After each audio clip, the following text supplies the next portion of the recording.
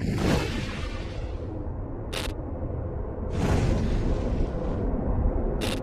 woman vanished in the woods, and the searchers heard crying from far underground. Paranormal M went back years later. Subscribe to find out what we discovered. The Ghost on the Swing. Last week, I took my little sister to a quiet park a few blocks from home. A place we almost never visit. On Tuesday, everything felt normal. But when we went back Thursday night around 10 p.m., the air had felt different. The park was completely empty, except for us. As soon as we stepped onto the playground, we noticed something strange. 2 swings were moving. No breeze, no children running off. Just 2 empty swings. They were swaying like invisible hands were pushing them. We tried to laugh it off, maybe it was the wind, but the swings kept going. Eventually, we shrugged and played elsewhere. A few minutes later, when the swings finally slowed, my sister ran over and hopped on. I stood right next to her when she suddenly shouted, "Stop swinging me so hard, ghost." And the word ghost hit all of us like a cold splash. We froze. My mom grabbed her hand and we left the park in a hurry. Back home, I casually asked my sister what she had meant. Without a trace of fear, she said that she'd seen a very serious little girl ghost near the swings. We told ourselves it was her imagination, but this afternoon we went back. Sunlight, not moonlight. And after a while, my sister quietly said, "She's here again." She pointed straight at the same pair of swings. My dad asked where exactly. "Right there," she whispered. The swings were perfectly still, yet the air felt heavy, like something unseen was watching. That was enough. I left fast and haven't gone near that park since. I can't shake the memory of those swings moving on their own the first night. At first, it was only odd. The second time, it felt wrong, like the quiet itself was alive. Even my mom admitted she felt that same icy shiver. We don't plan to visit that park again. Some places, it seems, keep their own company.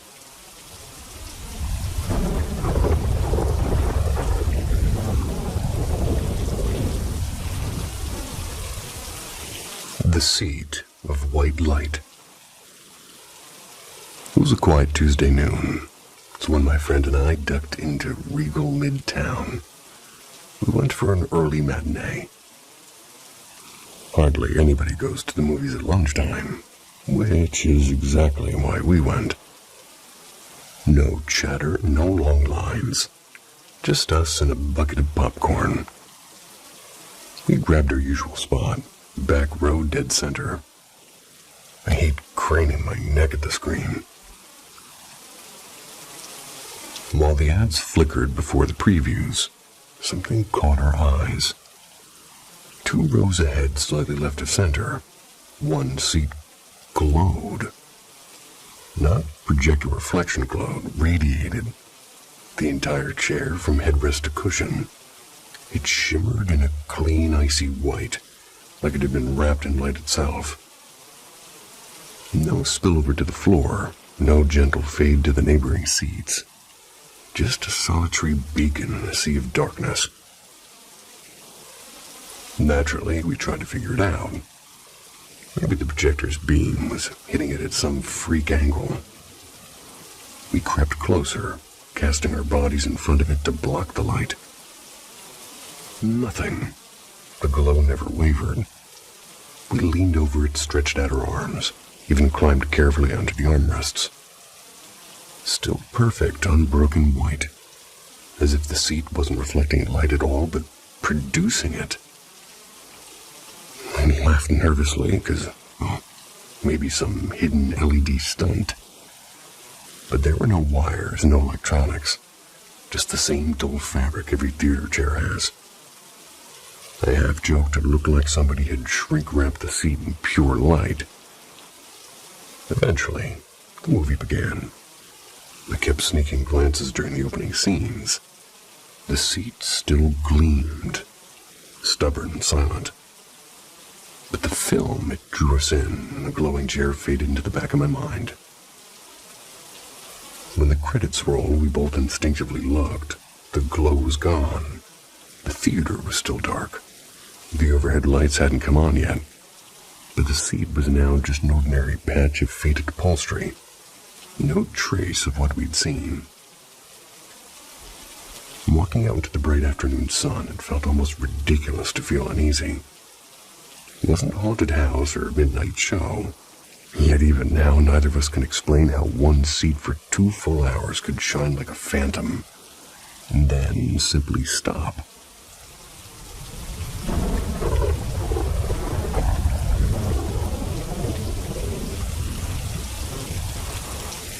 The Rocking Chair's Warning.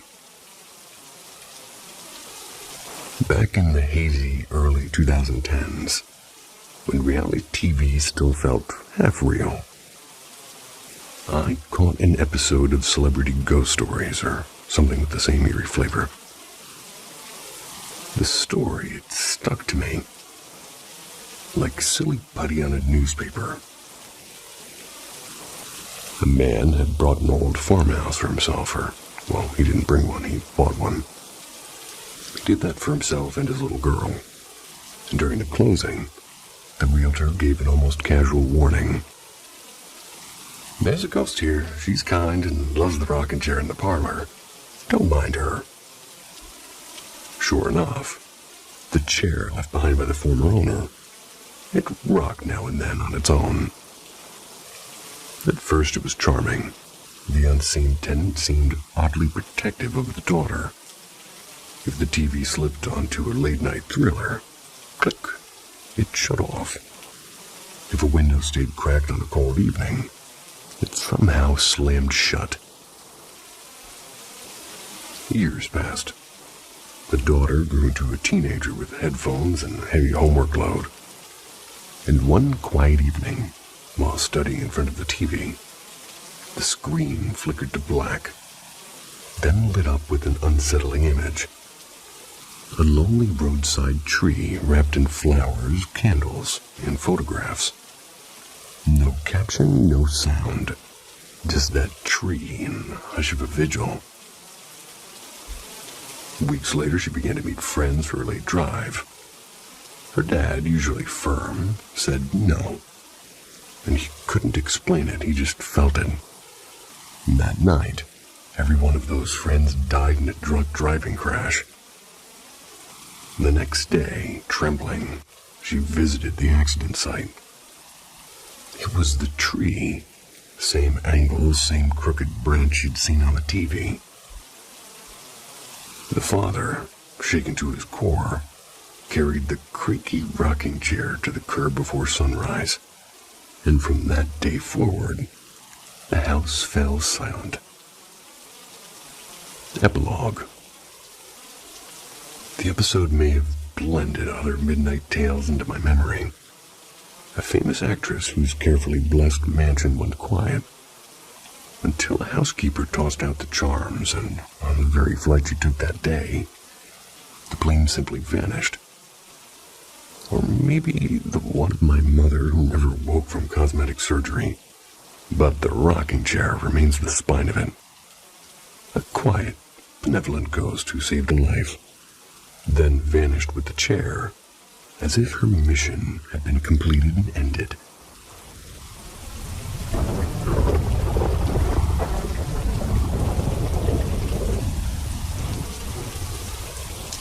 The Fourth Floor Shadow.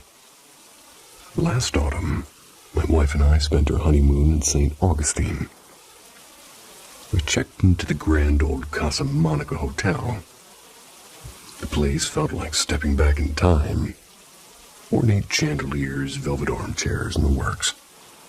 Exactly the kind of timeless romance we wanted. But our room 311, it had other plans. It started small. The bathroom light flicked on by itself. Once, maybe faulty wiring, but it kept happening. Then the faucet began running without a sound, but just turning. And by the third night, we were on edge. That evening, something leapt literally off the nightstand. A hairbrush shot across the room like it had been swatted. No sliding, no wobble, just airborne.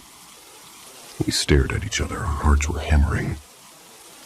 Later, I stepped out to get ice from the 4th floor, telling myself I needed the break. The corridor outside our room was silent, almost padded, like the air itself was heavy. When the elevator opened, a chill ran down my spine, though the hotel's heating hissed everywhere else. The 4th floor felt wrong. The hallway smelt faintly of old roses and something metallic like iron. The air pressed to my skin. When I found the ice room, the temperature flipped. It was stifling, like walking into a sealed attic at noon. The machine sat dead, humming with a low, useless vibration. Turning back, I saw the elevator doors slide open on their own. I stepped inside, jabbing the lobby button, and then the door closed like a mantra. As the door inched together, movement caught my eye. A shadow, human-shaped but thinner than a person, it glided across the hallway. Then it doubled back, and again it didn't walk. It floated, smooth and unhurried, as if like pacing a pattern older than the hotel itself, it seemed. The door shut with a soft click. And back in room 311, the faucet dripped once. Just once. We didn't sleep much. Casa Monica doesn't list 311 anymore, it seems. It seems like it should have listed on ghost tours, so if you go, enjoy the charm. But when night falls, maybe skip the 4th floor.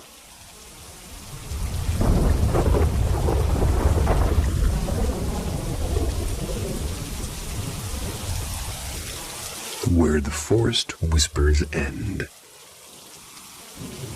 I come from the quiet heart of Western Europe, a place where ghost stories are rare as winter roses. Our villages tell of fairy folk hiding in mossy hollows, and of creatures who dance in moonlit glades, but not of spirits lingering after death. Here, the dead are simply gone, folded into silence and soil.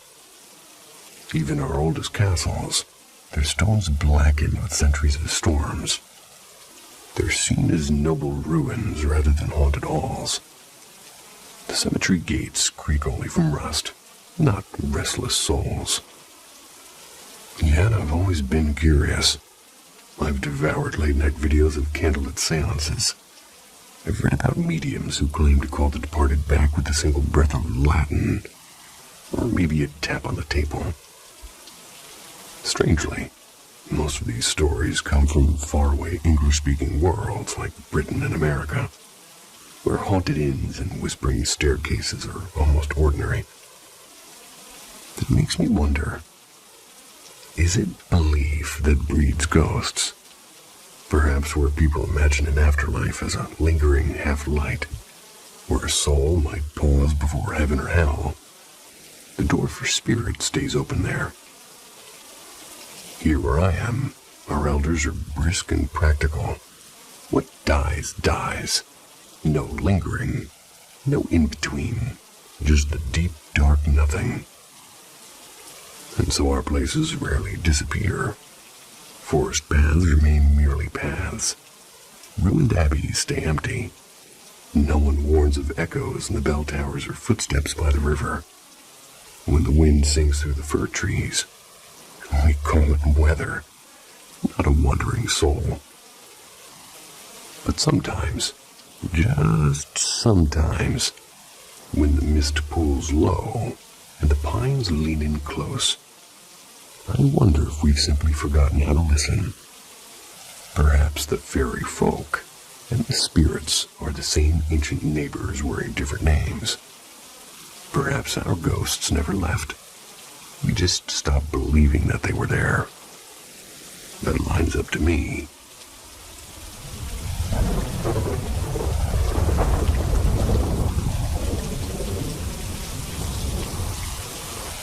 The Pine Messenger. 3 weeks since my father passed. I drifted into a dream last night that felt almost ordinary at first. He was there, sitting beside me on the couch. He was calm, as if nothing had ever changed. I barely blinked until my mom appeared, smiling softly. "Isn't this wonderful?" she said. And suddenly the air shifted. Something in me whispered that it wasn't right.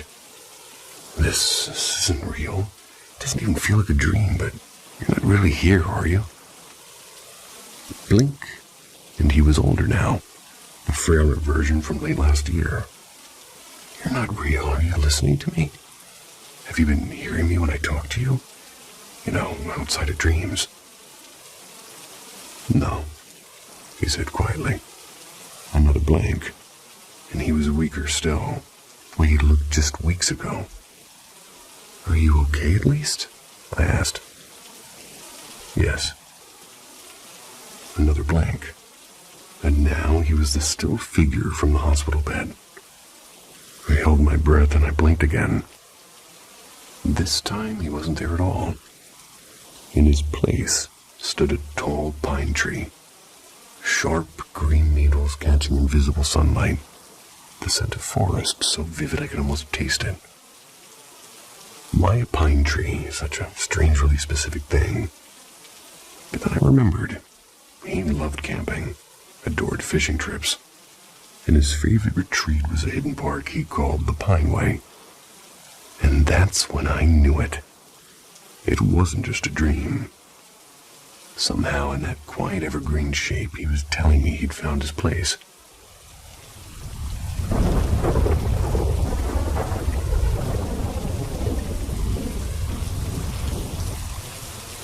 The house between waking and burning. It began a few months ago, a night that should have been nothing more than a movie and sleep. My boyfriend and I just finished a chilling thriller, something I usually love. I'm the type who laughs through horror. But that night, the darkness pressed differently. In the first dream, I sat beside a close friend, pregnant in life and in the dream, as she sped a trembling car along a cliffside road so thin it seemed to barely exist. She wasn't angry at me, but something unseen had her jaw tight and eyes cold. The tires screamed, the car lunged, and we plunged. I jerked awake, so I thought. The bedroom was calm, moonlight soft. Turned to tell my boyfriend about the nightmare, and he turned too, but silent. Without a word, he reached and pulled me close, and I said, "Stop, I'm scared." But he kept coming. His silence grew heavier than any shout. When I began to cry, he looked straight into me and smiled. A smile I had never seen on a human face. The realization hit like cold water. I was still inside the dream. I prayed. I don't know why, just an instinct. And at first whispered words. I woke again, but into a stranger terror, one of paralysis. Eyes open, breath shallow, body locked. The room looked exactly as it should, yet every shadow whispered wrongness. I prayed harder, and then this voice spoke beside me. But it wasn't his voice. It called me by names I won't repeat. It felt endless until finally, I truly woke and I was sobbing. My phone read 3:38 a.m. We blamed the movie. For a while, that explanation held. Then came the second night. He didn't touch me in the dream this time. He simply crouched on the window ledge, head cocked at an impossible angle, making low animal noises, and I said aloud, "You are not him. This is a dream." Instantly, the paralysis slammed down again. I could barely move a finger to squeeze his real arm until he woke. Terror, sharper than before. The last time was worse. 2 nights before I write this, I slept alone. The heat woke me up first, a blistering summer noon inside an air-conditioned room.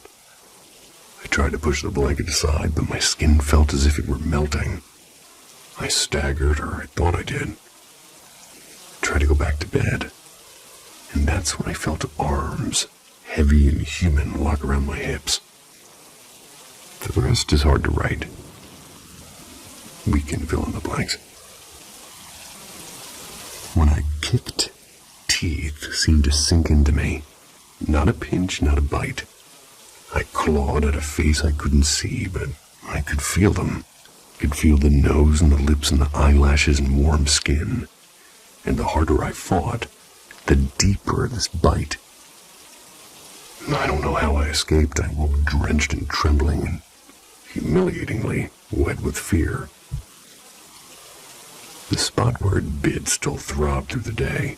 When I showered that evening, a dark mark remained. Since then, even daylight feels fragile. I don't know if my mind is staging cruel plays or if something else shares the dark with me. But every night, as the clock drifts toward 3:38, I find myself praying before I even close my eyes.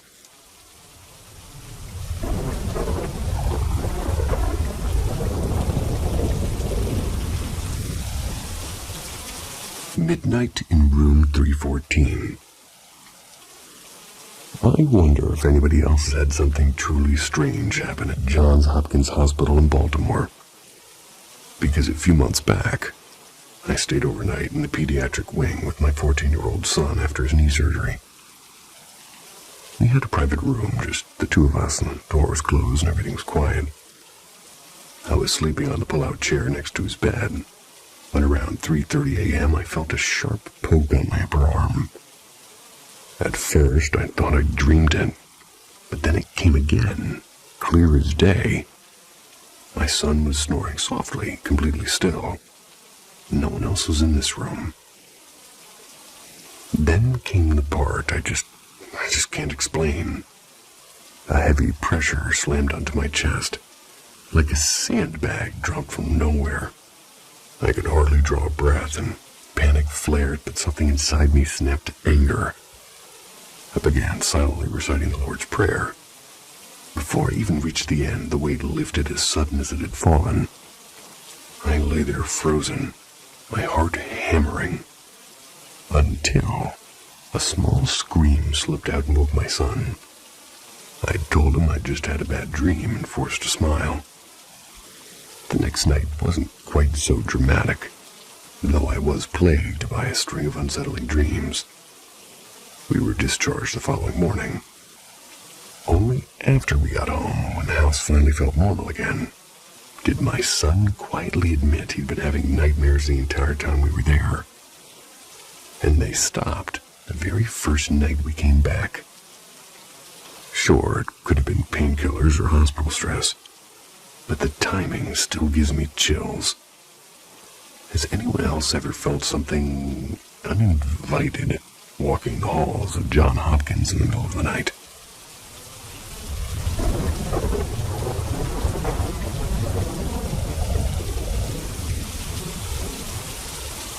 The Billboard Phantom. When I was 16, I worked late shifts at a fried chicken joint. It was off a quiet 2-lane road.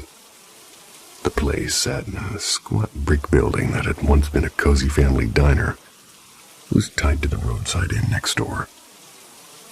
Locals said the inn's founder adored that diner, never forgave himself when it folded and sold to a franchise. One damp autumn morning, the opening crew arrived to find a sight they'd never forget.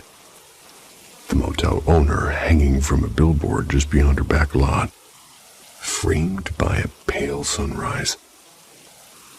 After that, nothing in our kitchen felt ordinary again. It began subtly. Warmer doors would snap open and shut on their own. Click, dunk, click, dunk. Even when no one was nearby. And some nights, when only the manager and a lone closer were left, the sound seemed to carry through the empty prep room like a metronome for ghosts. Soon, the biscuit trays joined in. Oh yeah. At first, they merely tipped and clattered to the floor, but within days they started sailing clear across the kitchen, as if flung by invisible hands. More than one of us saw it happen midair. One night after closing, the whole crew collapsed into the dining room for a breather, and above us hung a promo rack of souvenir cups. Without warning, something struck it with a sharp slap. Cups rained down behind a half wall, but when we hurried over, they weren't scattered. They were all perfectly upright, like someone had arranged them one by one. And that was the moment Tyler, our loudest cook, lost his nerve. "Screw you, ghost," he yelled and bolted for the fryer station. A coin no one has ever found. Really where it came from, it seemed to whip across the room and pinged him on the back of the head, and every single one of us saw it. My last night sealed the decision to quit. I just finished scrubbing the sinks. I was rolling the trash into the alley door when the rinse hose snapped alive. It sprayed full blast into my face and wouldn't stop. It was as though someone with an unseen force had their foot on the pedal. When it finally sputtered out, silence filled the kitchen like a held breath. I wheeled the garbage outside, clocked out, and never came back. To this day, when I drive past that faded motel and its leaning billboard, I swear I catch the faint echo of metal doors softly click-dunking in the dark.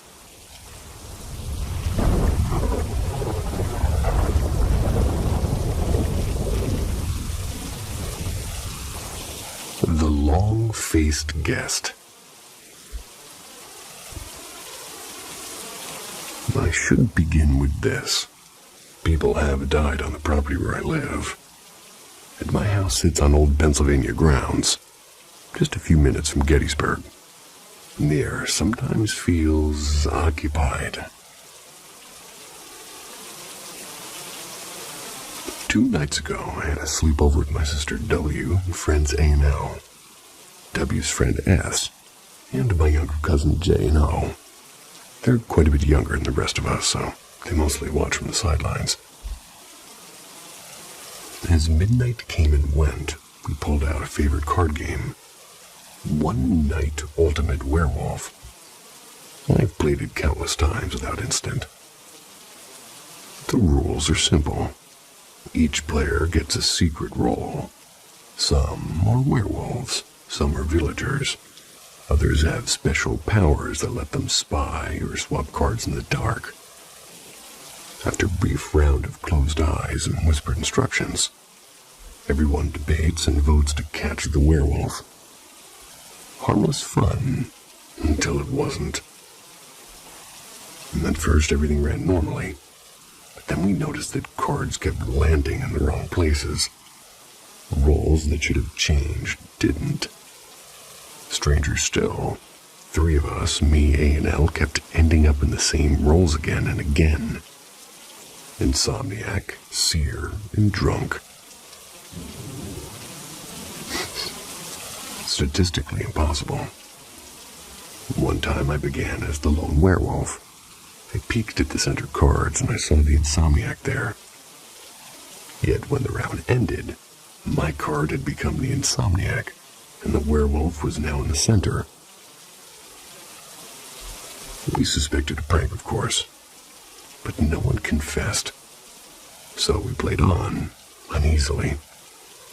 J and O eventually dozed off, removing them as suspects. Still, the impossible swaps continued, and cards shifting as if moved by unseen hands. Finally, we set the deck aside, but curiosity clawed at us, and after some nervous chatter outside, we returned and began again. That's when the night turned sharp. A card called the Tanner vanished mid-game.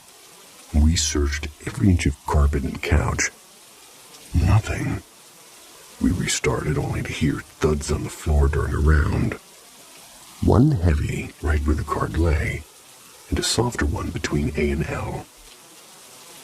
A cold draft followed, enough to wake O crying. We entered the game and boxed it. We left it in another room. Morning brought no relief. Jay opened the box and found the Tanner card sitting on top face up. And later, after I meticulously stacked the deck and logged the order, we left the room for an hour. When we returned, the Seer card lay face up on top. No one had entered. And by daylight, we tested it again, even moving to W's darkened bedroom. The phenomena persisted, rules defying logic, cards rearranging themselves. Finally, we switched off the lights, using only L's phone flashlight. And that's when the real horror began. L suddenly whispered that she could see A's face, or rather couldn't. She could only see mine faintly. She leaned forward, squinting, and then recoiled. "It's not your face," she said. A turned to look and screamed. They described a figure superimposed over me. A man with a long, gaunt face, a sharp nose, and beady eyes. No bangs. He had a slow, crooked smile, and I sat frozen while they insisted it grew closer each time we darkened the room. And at one point, Elle sketched what she saw in the dim light, only to drop the pencil with a gasp, asking if I was smiling when I wasn't. We turned the lights on, and never turned them off again, and we have not played that game since.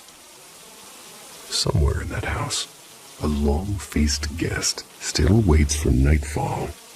At least that's the feeling I get.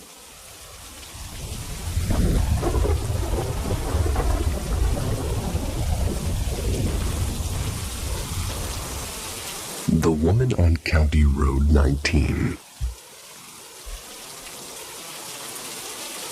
It was just past 3 in the morning. It's when I started the long drive back to the city. The night was cold and strangely still. I was on a 26-mile rural stretch. 2 lanes of cracked asphalt bordered by dark fields and tree lines that seemed to lean in on the road itself.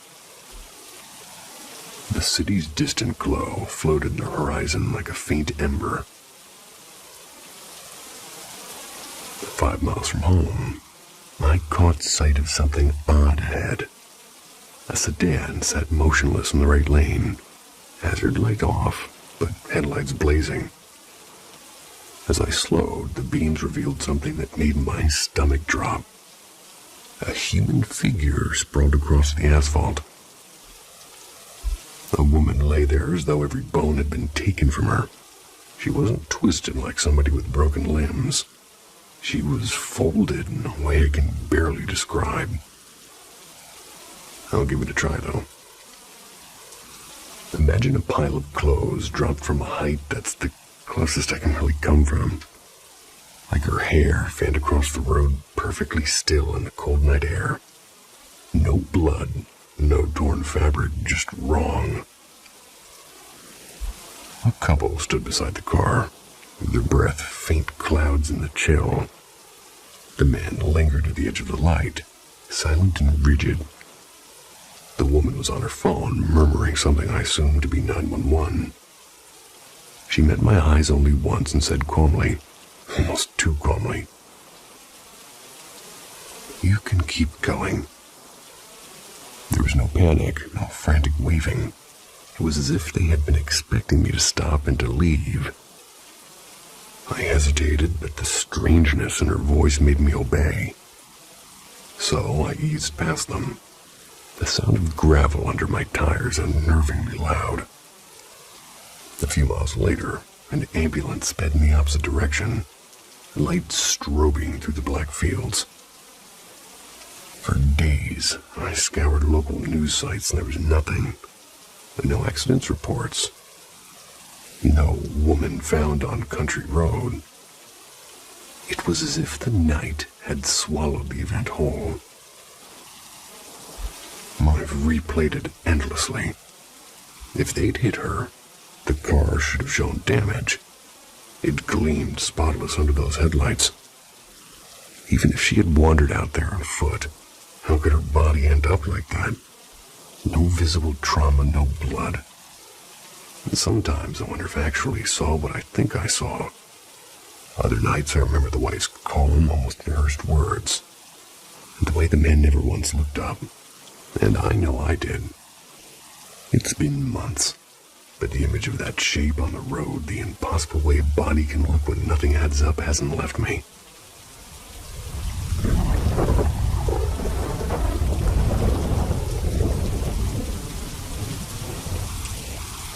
Moonlight Stranger.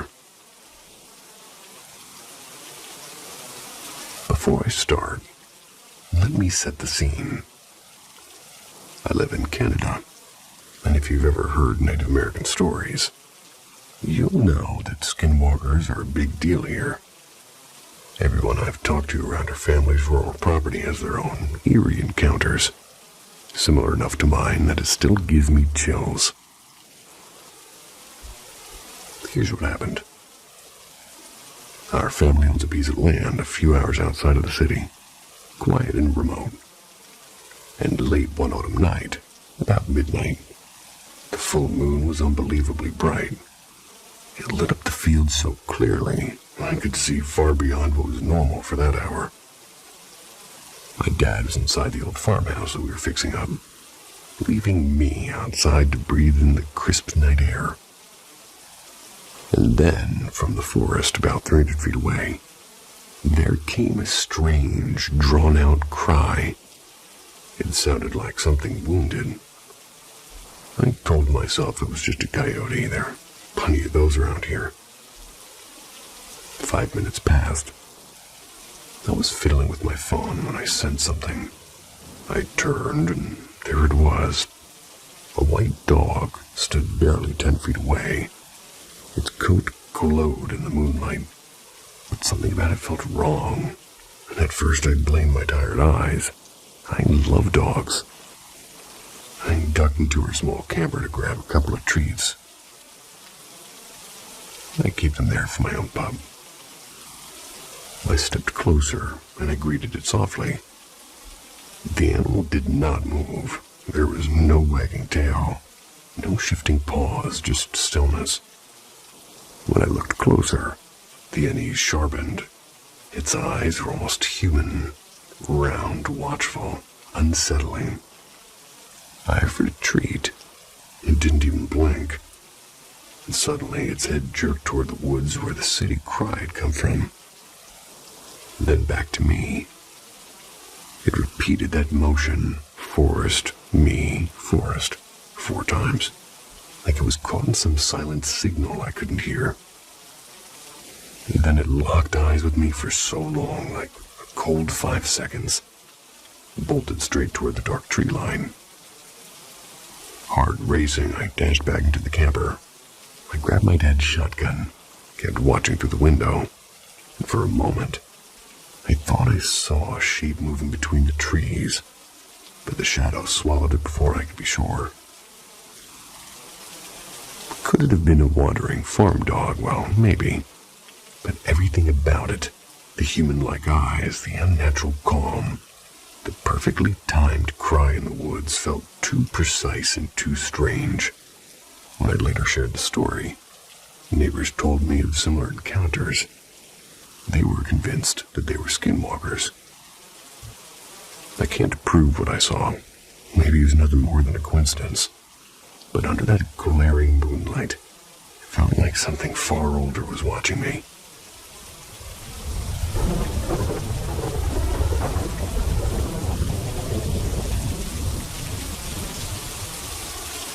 Dream on the Edge of Dawn. Let me set the stage. My family's relationship with my aunt, my father's brother's wife, it's been broken for years, fractured beyond repair. And it began long before I was even aware of the politics.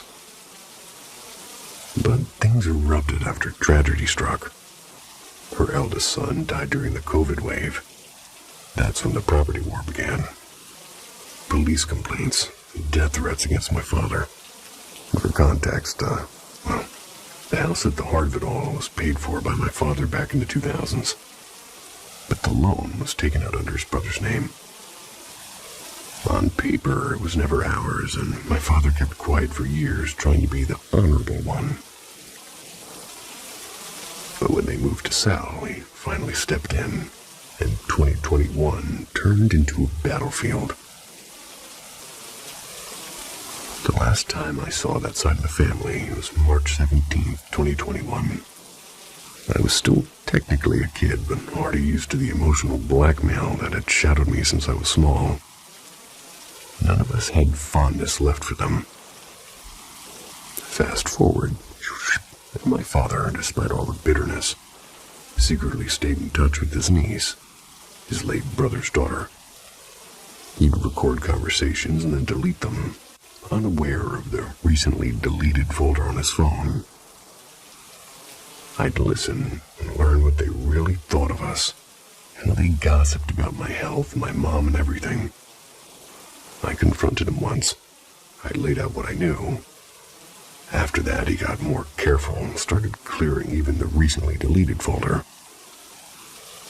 Yesterday evening, I casually asked him, "Have you spoken to anyone in the last couple of days?" He said no, and I believed him. But I told him about a dream I'd had. In the dream, he had invited his niece and nephew over while Mom was away. I confronted her about the things she'd said behind her backs. She apologized. Then came a strange turn. She said, "Dimple has scratches on her neck and chest." Dimple is my cousin, her younger sister. That's a weird name. In the dream, I asked, "Her child is already 5. How could this happen?" I woke up unsettled. Like just last month, something in our extended family died in an incident of domestic violence. So for a moment, I wondered, was my dream some sort of warning? I almost asked my father if Dimple was okay, but stopped myself. We don't talk to them. The only updates we ever get come from that niece. Then came the dawn. At 5:45 a.m., my father's phone rang. It was her. Dimple had passed away during the night. I froze and my heart hammered. My anxiety was rising like a tide. I had barely slept, and now this. And here's the strangest part. I wasn't close to Dimple. Not really. But unlike her sisters, who've caused their share of pain, she'd never wronged me, my sister or my mother. She'd always been kind in the few encounters that we shared. And now I sit here, numb. Was that pure coincidence, a quiet intuition, or something else entirely? I don't know. All I know is that sometimes the distance between the world of dreams and the world of waking life is far thinner than we want to believe.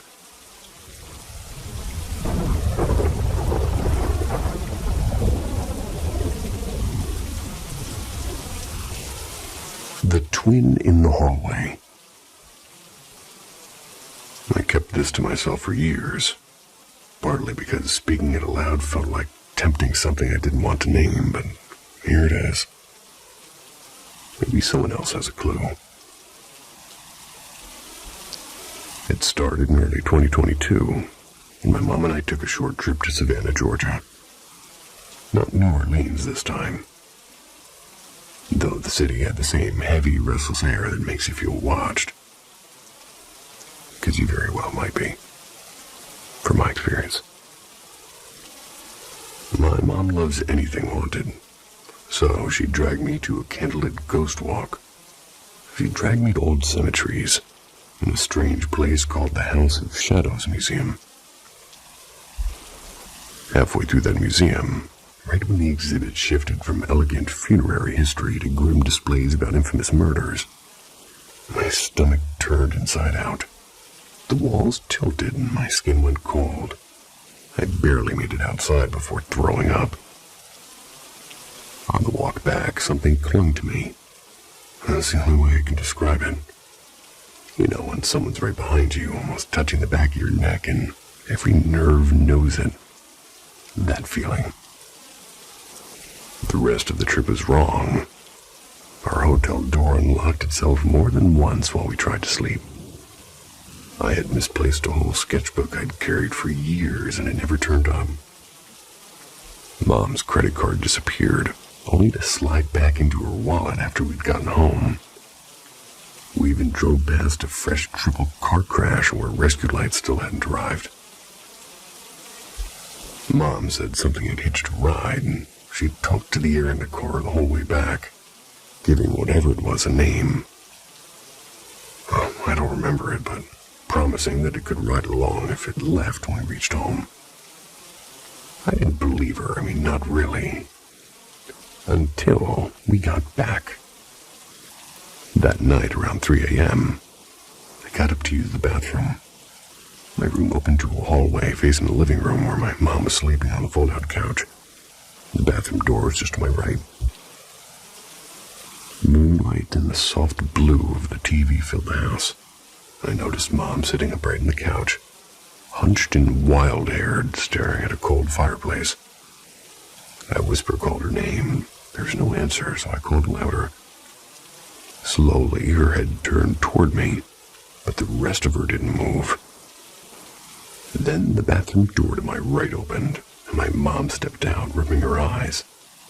"What's wrong? I'm in here," she said. I snapped my head back to the couch. Empty. Since that night, the double hasn't left quietly. Sometimes it knocks on my door or calls me by my nickname, a nickname only my mother uses, which is Bug.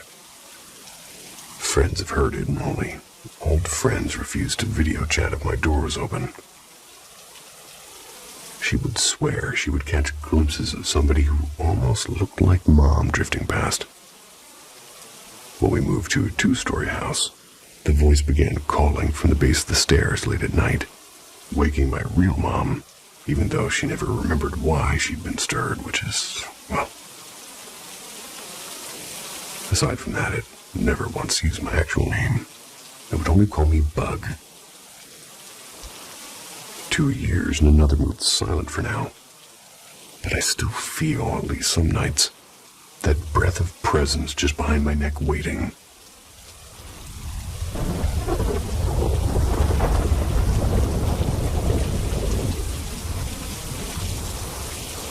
The hotel called Father. Last night I tumbled into one of those sprawling cinematic dreams where every door opens to a stranger scene. It began in a creaky old hotel. It's a hotel where my family, parents, and uncle and aunt, my younger cousin, and my fading grandmother shared a single room. Animals padded in and out like they owned the place. Cats on the windowsill, a couple of dogs under the beds, and inexplicably, a goat that wandered through as if checking in for the night. Awesome. The bathroom rebelled early. My mom went to unclog the toilet and triumphantly fished out a small turtle slick in muck. Nobody seemed shocked. And the hotel itself was a shapeshifter. Each day it reinvented itself as a different horror set. First, a smoky murder mystery parlor.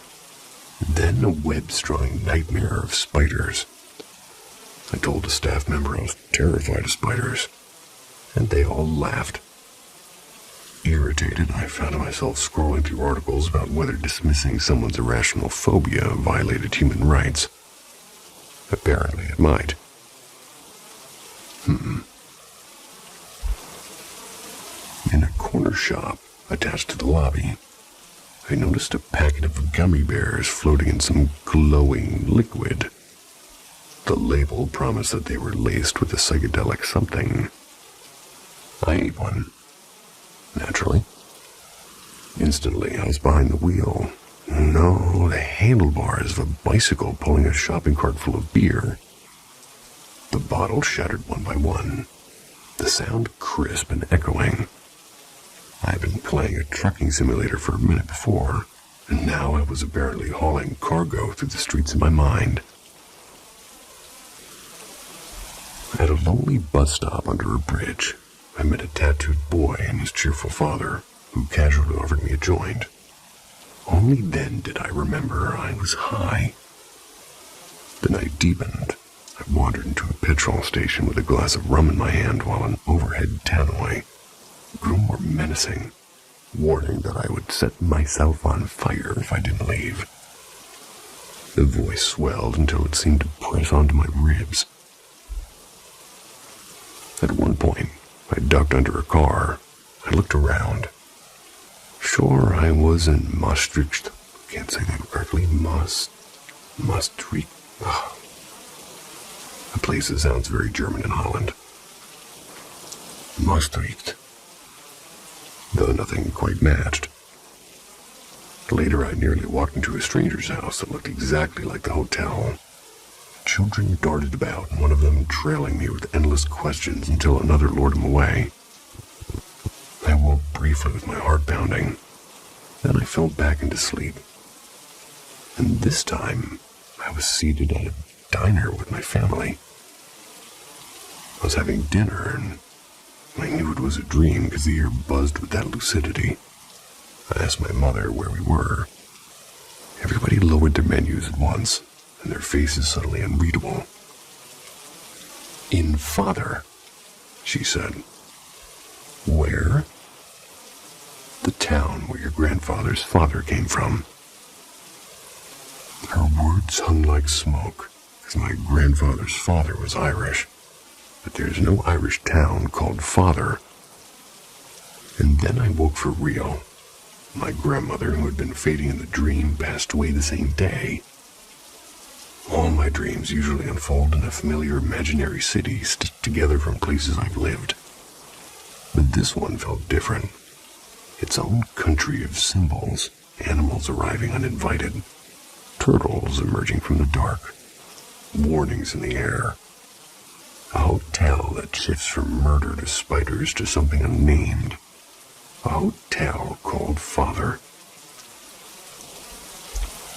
I used to have dreams about giant grasshoppers. It doesn't sound scary till you see them. Unrelated, sorry.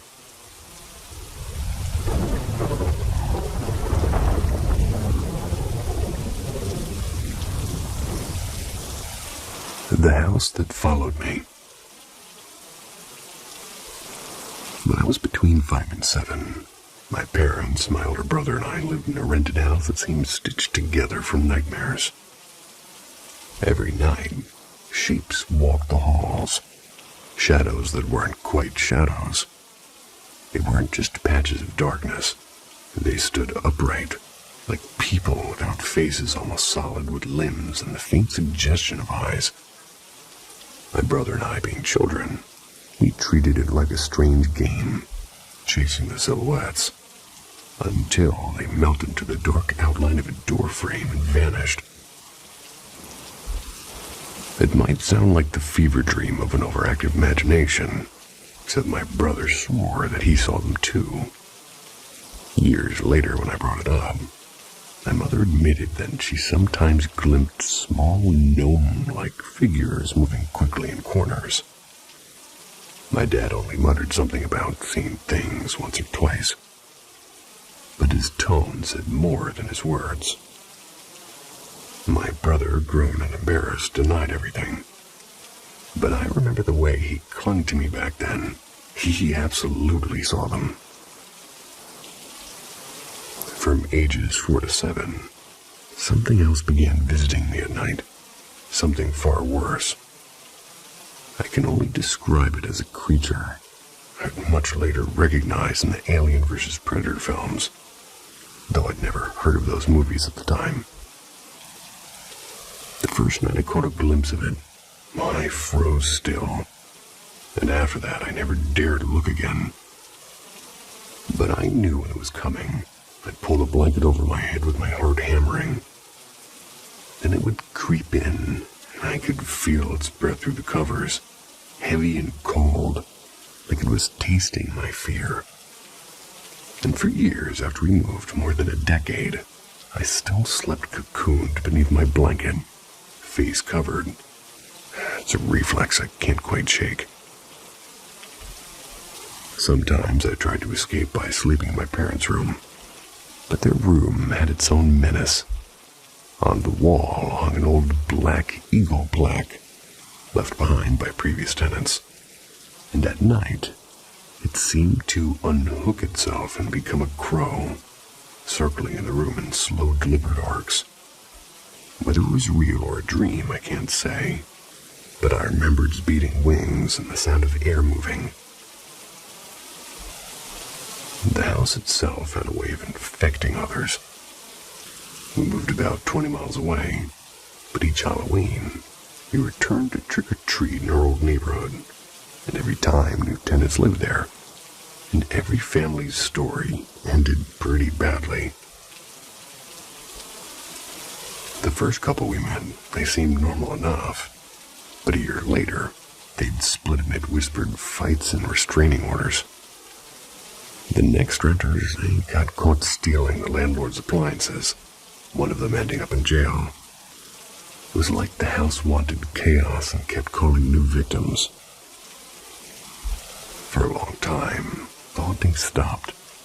By 17, high school had replaced fear with routine, until the day that I saw her. She appeared in the hallway like somebody out of a dream you don't want to remember. A pretty girl at first glance, but something shifted like the closer she was coming. A subtle limp, a blank face, and around her, though invisible, a darkness I could feel. The same oppressive wrongness as the creature from my childhood. I forced myself to shrug it off. Weeks later, a friend who loved anything dark and strange told me about a quiet girl at her art class who drew disturbing pictures. She showed me sketches, figures with too many eyes or twisted bodies, all of them in impossible shapes. Before I could think, I asked, "Is this Ashley's?" I didn't even know anyone by that name. She blinked, kind of surprised. "Yeah, how did you know?" Soon after, Ashley erupted during lunch. Witnesses said she climbed onto a cafeteria table and screamed, "I'm gonna rip your fucking guts out," before lunging at another student. Principal intervened, but Ashley never came back. Whew. Yeah. Even now I wonder, did the house follow me through her, or was it all a coincidence? Or does something dark, something that once stood breathing over my bed, still wander, waiting for another doorway to slip through?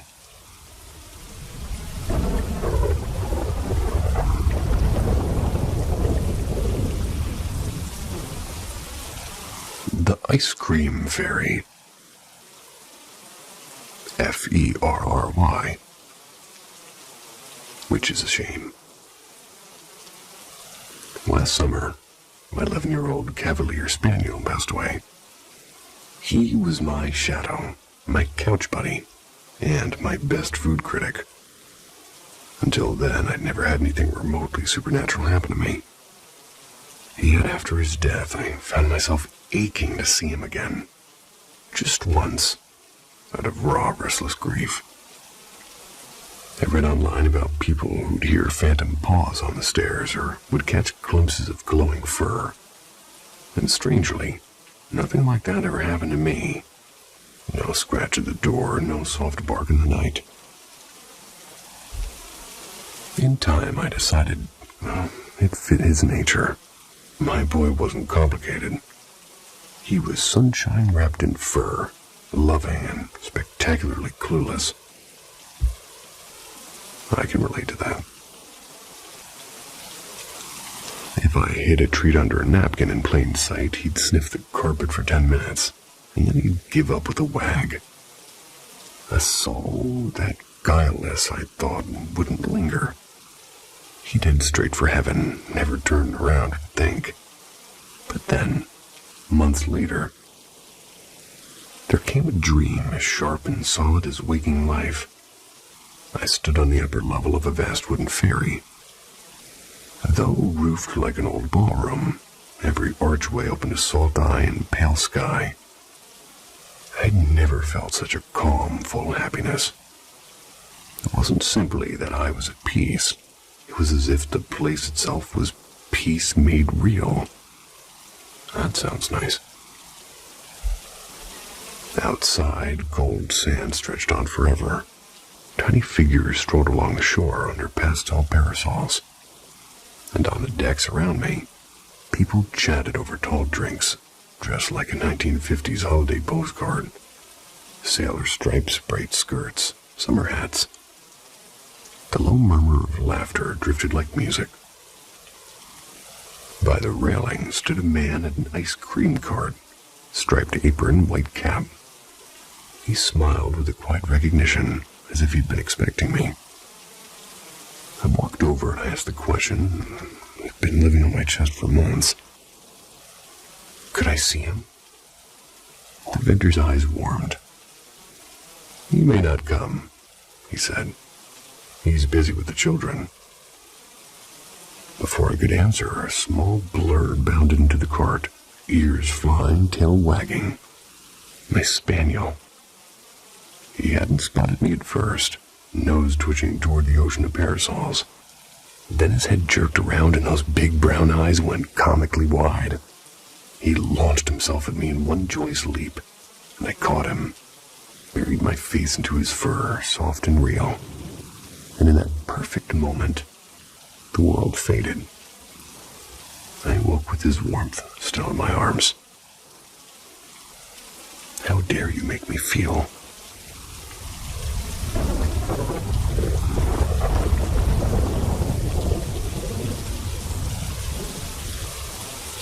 Midnight Frost. Now, I know this won't win any horror awards, and it might read like every other late-night ghost story out there. Still, it was strange enough to stick with me, so here goes nothing. I worked the overnight shift at a lonely little gas station off the county highway. And after midnight, it's nothing but the steady hum of drink coolers and the occasional creak of ice chests outside. One slow Tuesday, about 2:45 a.m., I was lining up snap bags on the shelf. Snack bags. Excuse me. That's when 3 sharp knocks tapped on the glass door.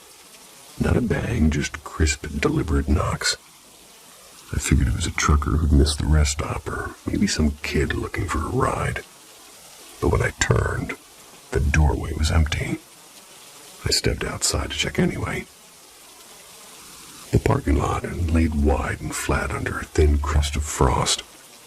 No cars, no footprints, not even a faint trail of an animal. I chalked it up to a branch brushing the door, and I went back in, locking it more out of habit than worry. Roughly 20 minutes later, the same 3 knocks sounded, exact rhythm, same spot on the glass, and this time I stayed put, my eyes fixed on the door, and that's when I saw it. On the inside of the pane, exactly where the sound had come from, was the print of a small hand, perfect and sharp and pale against the cold glass. It wasn't mine. Too small, too precise. And when I touched the glass, it was still icy, as though the night itself had reached in. Still thinking about ice cream.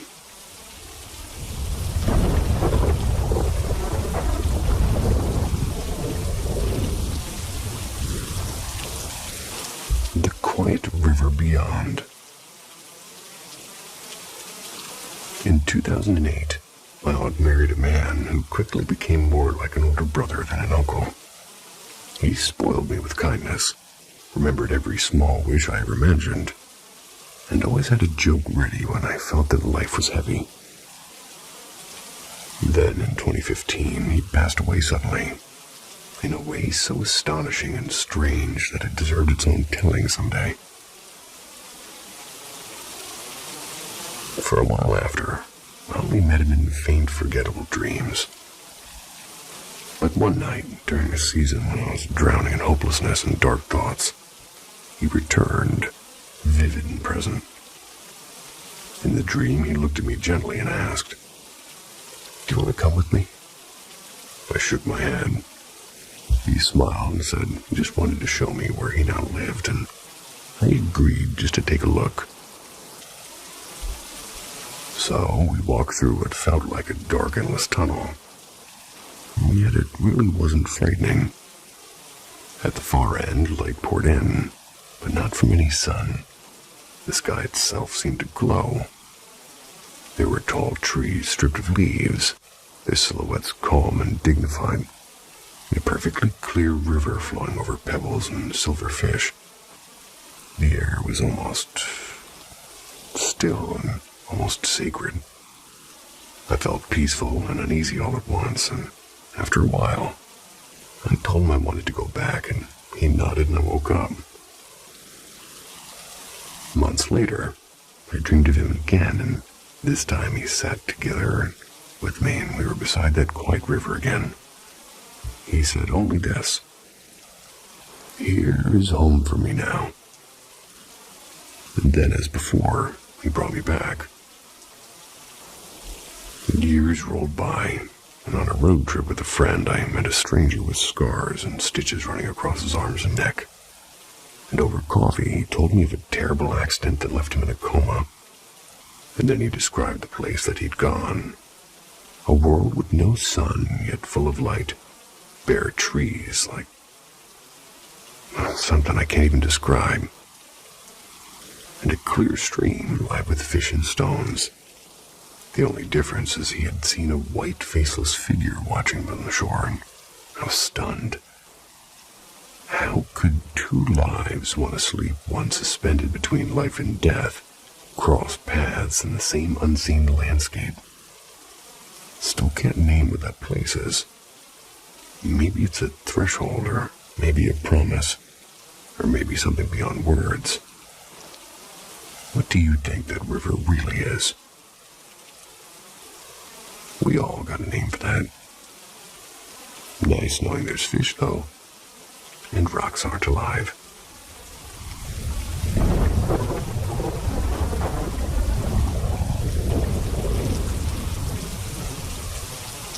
The black shape beyond the pines.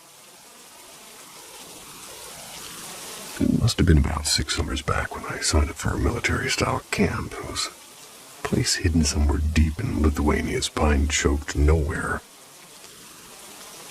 The place was gorgeous. Tall, dark trees as far as you could see. The air sharp with resin. Our daily grind was standard.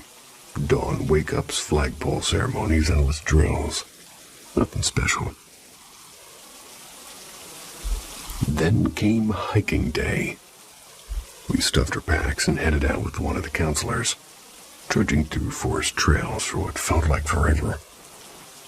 Probably 3 hours until he stopped and grinned. "All right," he said. "This is home for tonight."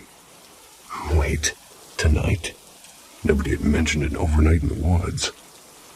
But there we were, suddenly tasked with building shelters from branches and moss. While we sweated over makeshift huts, the counselor got creative, I guess you could call it. First, he pulled an animal jawbone out of the dirt. Then he lashed it to a stick with twine. It was kind of shaman style. Next came a rain-soaked frog, skewered with a knife and tied to the grisly staff like some woodland totem. Creepy as hell, but mesmerizing nonetheless. By sunset, the forest dimmed to a shadowy blue. We tried to spark a fire using a ferro rod and a knife, striking till our wrists ached. Everything was just too damp. There was no flame. So me and 2 friends, we volunteered to find drier wood. So we wandered maybe 7 minutes before spotting a lone birch in a little clearing. Almost too perfect, like a painting half remembered. We tugged and snapped at its limbs for 10 long minutes until a noise froze us. Sharp cracking of branches somewhere deeper in the dark. We swung our 1 weak flashlight toward the sound and saw it. A black shape, massive, hunched on 4 limbs, 3 meters tall at least. The light barely touched it.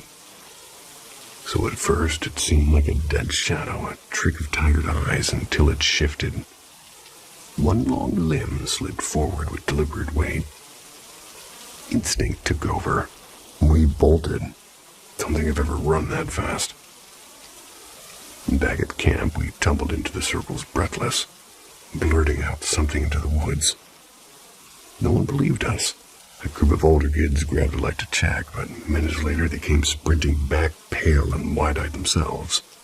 That's because they'd seen it too. Our counselor, still holding his nightmare staff, finally told us to pack. No fire, no food. Just a hard 2-hour march through pitch-black forest. Every step echoing with the thought of something being behind us. We reached camp huts well past midnight.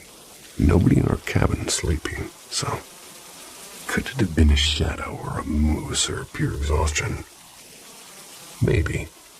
But even now, when I walk alone in the forest, I sometimes remember that clearing and the black shape that leaned toward us. I'm always asking myself if it's a moose or pure exhaustion.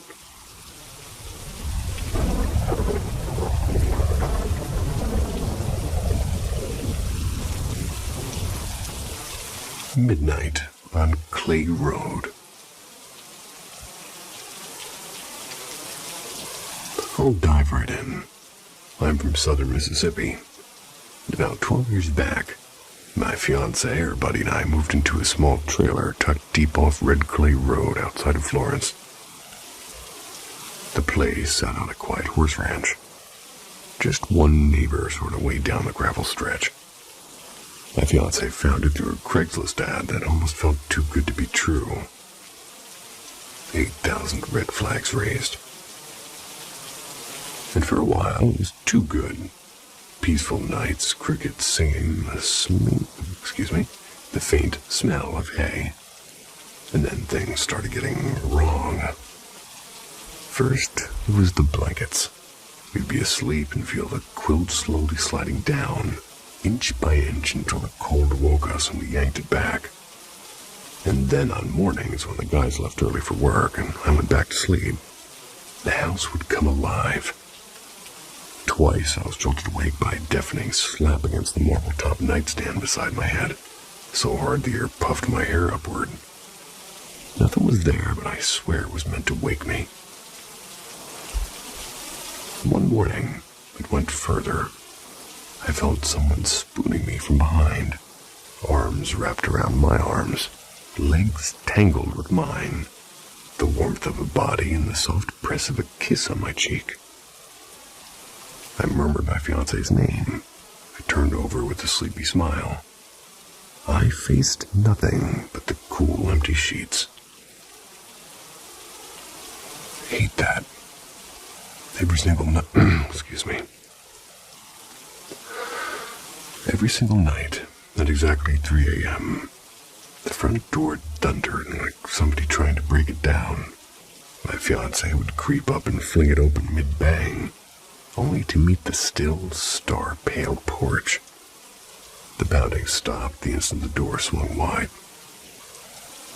One Friday, we decided to stay up and catch the culprit, gaming in the living room until almost 3.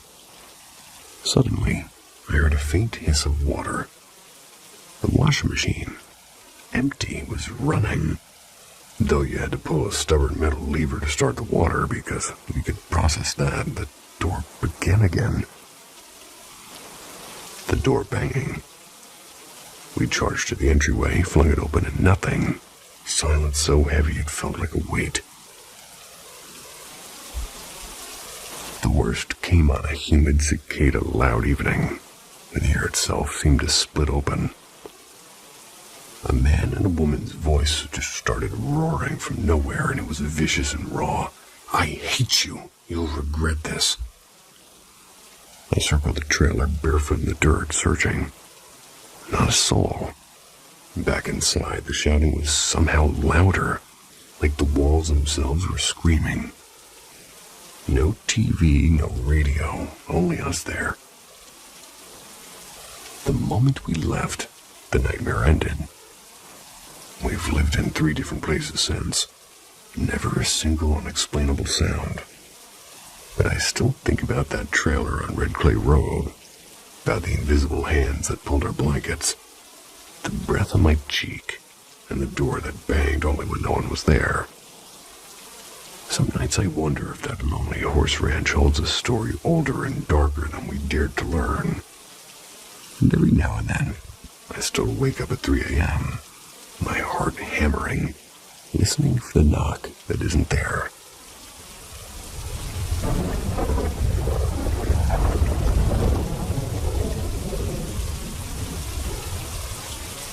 The forest that breathed hunger.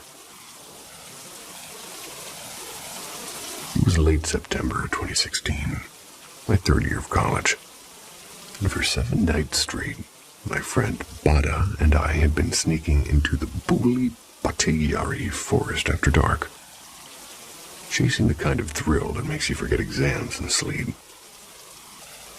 Most nights were still, haunted by silence but harmless. But that night never left me. Bada's bike hummed along the dirt trail until he suddenly slammed on the brakes. His face hardened. "Want to see a dead body?" he asked, his voice low like he was daring the dark to answer. I got a half laugh. "Hard pass, thanks." "Too late," he said, turning the handlebars so the headlight cut through a thicket of crooked trees. There it was, a man face down in the dust, his limbs bent as if somebody had forgotten how a human should fold. I edged closer and I nudged him with my shoe, waiting for a breath, a twitch or anything. Nothing. The stillness was so absolute it felt like the forest was holding its breath with him. I told myself he was just some drunk passed out cold, and I needed that story to be true. We left for our usual hangout spot. We roped a few friends into coming back to see the dead guy. But when we returned minutes later, he was gone. All that remained were long, dragging tracks leading deeper into the trees. Maybe his buddy carried him off, I muttered, forcing logic into the space where fear lived. But something inside me whispered a harder truth. The nights after, they sort of unraveled into a nightmare of small impossibilities. Shadows that didn't match their owners, voices that vanished when chased. And by the 4th night, no more bodies appeared. That should have been a relief, but it wasn't. So one evening, we gathered around a fire with 2 other wandering groups. Laughter and smoke rising like we could out-joke the forest. And that's when I heard it. Faint rustling, circling us in a perfect ring. Too deliberate to be wind, too patient to be an animal. The sound tightened its loop until it drowned everything else out. Then absolute silence. 2 minutes, maybe more. My pulse became the only noise. When it came back, it wasn't a circle. It was everywhere at once. Branches snapped in impossible directions. The trees themselves seemed to lean closer. My body froze under pressure I can only call predatory. It was the sensation of a hand almost touching the back of your neck, only colder and older and hungrier. Then something or someone, or maybe not someone at all, it brushed the air behind me, and I swear I felt its intent, heavy and sharp as teeth. Instinct broke the spell. I bolted for the bike and yelled at Bada to head for the Bangali Sahib Gurudwara, the only safe place I would name, and a difficult name to pronounce. But the eerie part is every other group ran too, as if chased by the same invisible hunger. And later, when asked why, each described the same suffocating presence, the same phantom breath of their necks. That was the last time I stepped inside Buli Batiyari. Some forests don't just hold secrets, they feed on them.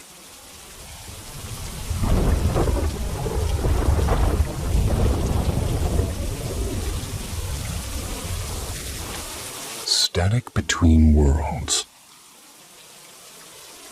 It all unfolded in barely half of an hour.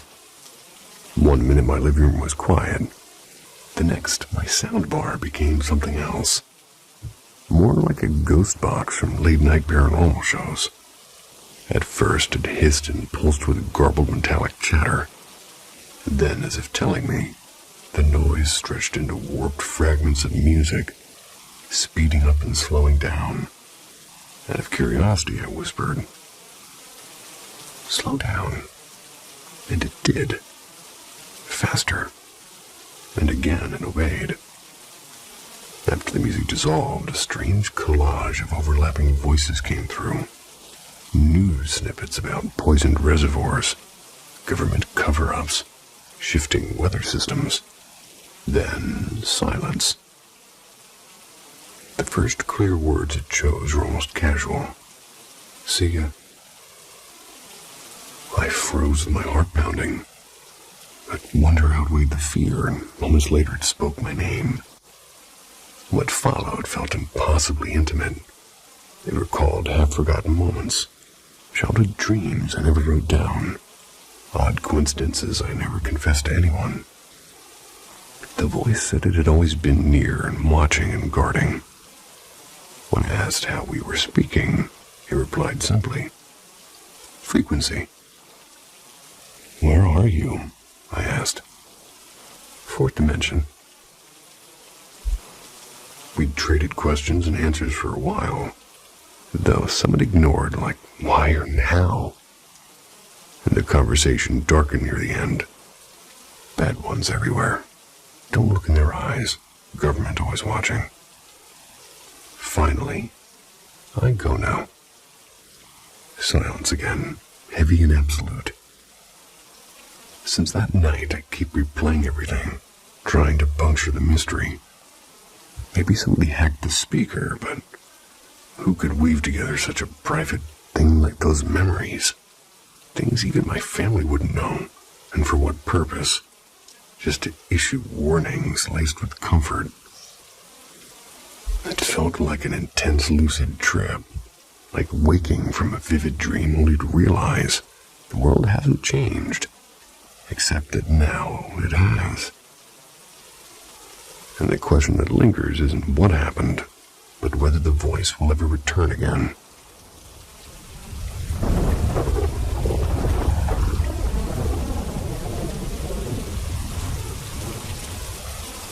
The rover in the afterlife. My family's always been different. Some of us can sense lies the instant they're told. Others glimpse spirits, catch flickers of the future, or feel a room's energy shift like a sudden draft. My own neck is subtle. I feel vibrations and moods in a place the moment I step inside. Sometimes even get flashes of what's to come. But my most unusual gift is the one I never expected. My spirit dog. Let's call him Rover to be simple. I call him my spirit because he's behaving like a real dog, playful and curious and aware of change, rather than a mere ghost or echo. He followed me when I moved apartments, padding faithfully across thresholds no living creature could cross. 3 years ago, the earthly rover left this world, and, well, he'd been with me for over 20 years now. And one quiet afternoon, his spleen ruptured from a hidden tumor. We rushed him through emergency surgery, and he survived this splenectomy. Even wagged his tail for me. But 6 days later at home, his heart finally just gave out. And everyone says their dog is special, and Rover truly was. He'd appeared in my life like a small miracle, abandoned in a busy part of town. Yet somehow he found me at midnight as if guided, and our bond was instant and unshakable. He ignored most people, even trainers. But one word had it for me, and he obeyed. He barked at things I couldn't see, especially at night, sending chills through me. And he mistrusted strangers instinctively, especially men. But even some women earned a wary growl. Eventually, I found a roommate, one Rover actually liked. And during night walks, the roommate often looked uneasy. When asked why, he admitted he could see spirits and other entities. Some, he said, had never been human at all. Most were harmless, little flickers of mischief. But sometimes, especially when Rover barked into the darkness, he glimpsed tall, shadowy figures with white faces and burning red eyes. And those were not harmless. He also claimed these things were drawn to me, especially in the quiet of the night. I hadn't mentioned my family's gifts, so my calm reaction startled him. I simply said, "Good to know," went back to my Netflix. After Rover passed, I could still sense him. I'd hear phantom toenails clicking across the linoleum, or I'd feel a warm weight on the bed. One evening, my roommate told me that he'd seen Rover cross over, but not as an old, frail dog. He described a young, healthy Rover, wearing a shiny new collar marked with silver paw prints. A week later, while peddling a memorial photo album, I showed him pictures of Rover as a young pup. He paled, pointed at the collar in one blurry shot, and whispered, "That's it." Curious, I dug through an old shoebox. I pulled out the real collar, silver paw prints and all. He just nodded, still pale. Another week passed before I felt something stranger. At night, my arms and legs tingled as if it brushed by like a faint current. I joked about restless limb syndrome over dinner.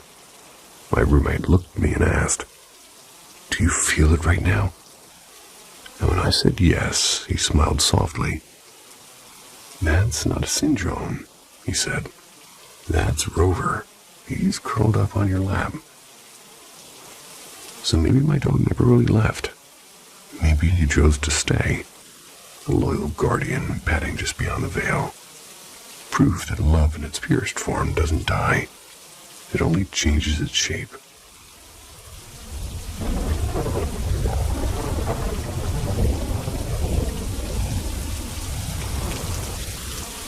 The knitted clown that wouldn't stay put. So here's one for the "this can't be real" file. Because I was about 10, maybe 11. My little sister was around 8, and our cousins, who we practically lived with every weekend, came home one Saturday. They came with the weirdest thrift store find imaginable. A life-sized knitted clown. Yeah, exactly the kind of thing you'd not want in your house. From day one, the clown started breaking all the rules of normal toys. Our cousins would leave it propped neatly on a chair in their room, only to wake up and find it lounging on the kitchen counter or watching TV on the couch. And at first, everybody blamed each other. Someone's moving it as a joke. But nobody ever admitted to anything, and it kept happening. A few months later, we had a sleepover there. And by that time, the clown had gone from creepy decoration to absolute nightmare fuel. We decided brilliantly that, we thought, to lock it outside in the wooden shed. Their dad had used that place for garden tools. We double-latched the door and even checked twice. Next morning, it's sitting calmly in the living room like it owned the place. Our uncle finally said, "Enough!" Hauled the thing into the back of his pickup, pulling a dump run that afternoon. Good plan, right? Not quite. As later that day, the four of us were tearing around the back field on our mini ATVs, and we stopped for a drink, and that's when we saw it. The clown. Running. Not falling over, not blowing in the wind. Running upright like a person through the tall grass about 15 meters away. We froze, and nobody even screamed. We just watched with our hearts hammering. 10 seconds later, it melted into the weeds, and it was gone. We kind of just sprinted to the adults. The truck bed was empty. No clown. Everyone searched the field. Nothing. No tracks, no torn yard, no clue. And that was the last time anybody ever saw it.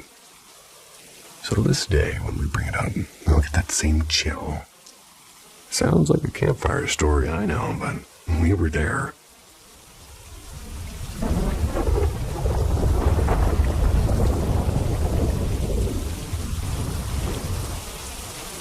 Death's breathing.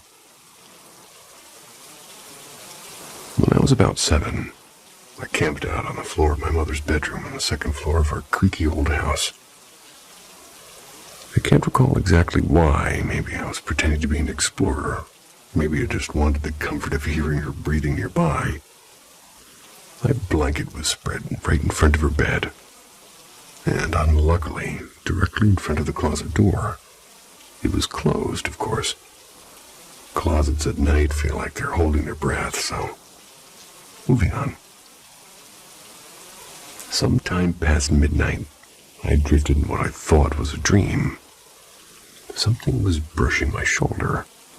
Then it pressed down, a firm squeeze, followed by 2 cold hands. They were settling on my wrist. I couldn't move, and it's a nightmare, I told myself. Just wake up. But then I heard it.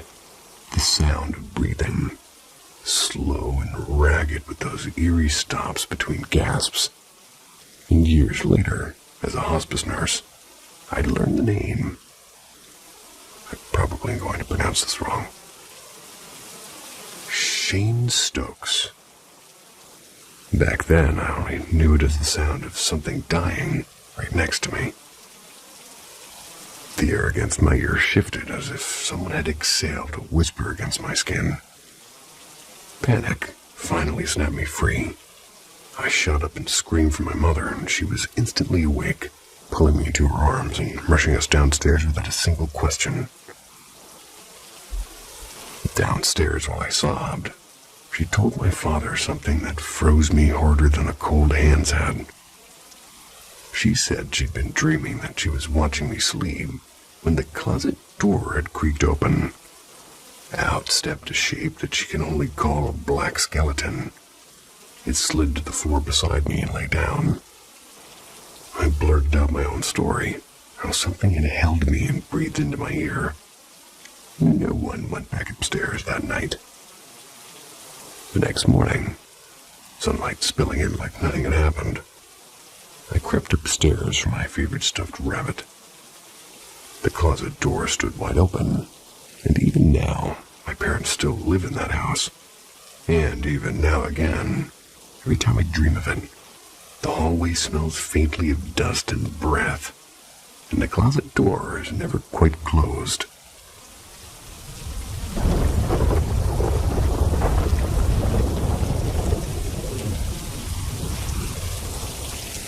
The doorway that waited. Last winter, I, a 31-year-old female, I worked a short stint in the environmental services department of a busy city hospital. Basically housekeeping with a lot of bleach and a little bit of mystery. After a couple of months, I got a regular route on the step-down ICU. Some rooms had cameras. They were streaming to the nurses' station. Mostly the ones dug out of direct sight. My job was a mix of the everyday and the eerie. Wipe down occupied rooms, tidy nurses' stations, freshen up doctors' cubbies, scrub public bathrooms, and when somebody was discharged, deep clean their room until it looked like nobody had ever drawn a breath in there. One gray morning, I was assigned a full clean on a monitored room that was at the far end of the hall, just around a bend from the main station. After an hour of mopping and disinfecting, I stepped out, glanced at the monitor screen, and I froze. Someone tall, motionless, stood in the doorway that I had just walked out of. My heart slammed. I doubled back immediately. Empty. Not just the room, but the neighboring one, too. Anyone leaving would have had to pass me. Yet when I checked the feed again, the doorway was blank. I told myself it was a camera glitch, and I forced my day back into its routine rhythm. A week later, the room got a new occupant. An elderly woman, pale and gentle, with the kind of faraway eyes that seemed to see two places at once. Went in to introduce myself, start the daily cleaning. The curtains were drawn, leaving the room kind of softly dim. As I dusted near her bed, she asked in a thin voice, "How many of us are here?" I hesitated. "Just you and me. Why, do you see someone else?" She gave a faint, puzzled smile. Perhaps not." I reassured her, pointing to the card by the bed. "If you need anything at all, press the button. They can page me." Still uneasy, I slipped around the corner to the monitor. The feed was ordinary, bed, curtain, nothing more. But that prickle at the back of my neck stayed. After that, I made a quiet habit of passing that room several times a day. And I never again saw a figure in the doorway. But sometimes when I walked past, I caught myself slowing, as if something or someone was still waiting just out of view.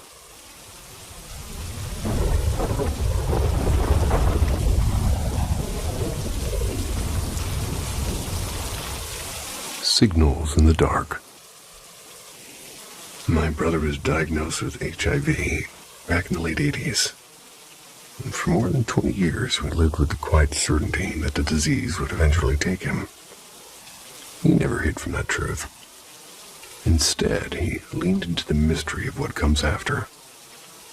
He read books about the afterlife, collected little charms, even kept an old Ouija board in his closet. He would joke, half serious, that once he passed, he'd find a way to prove he was still around.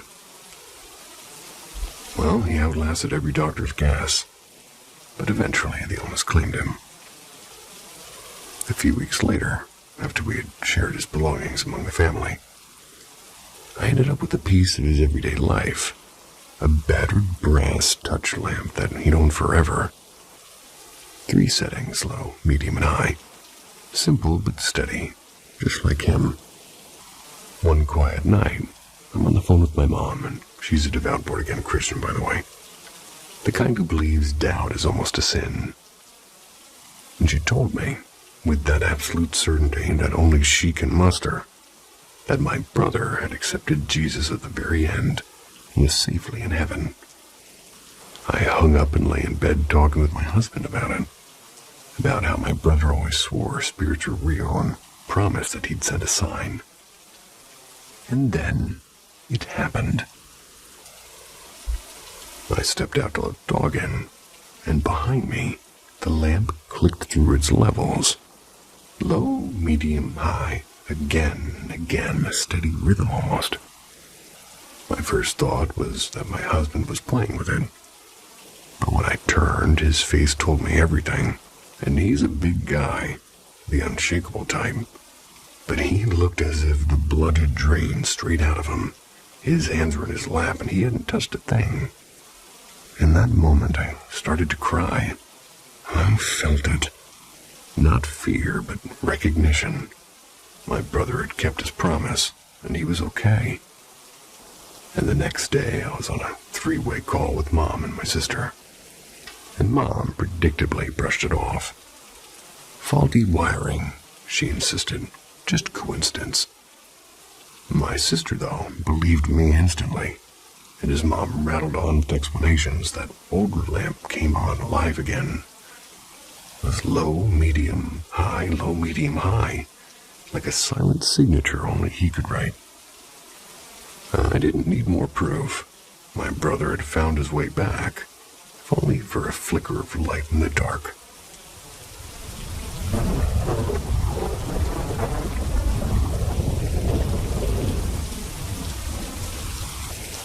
Midnight percussion.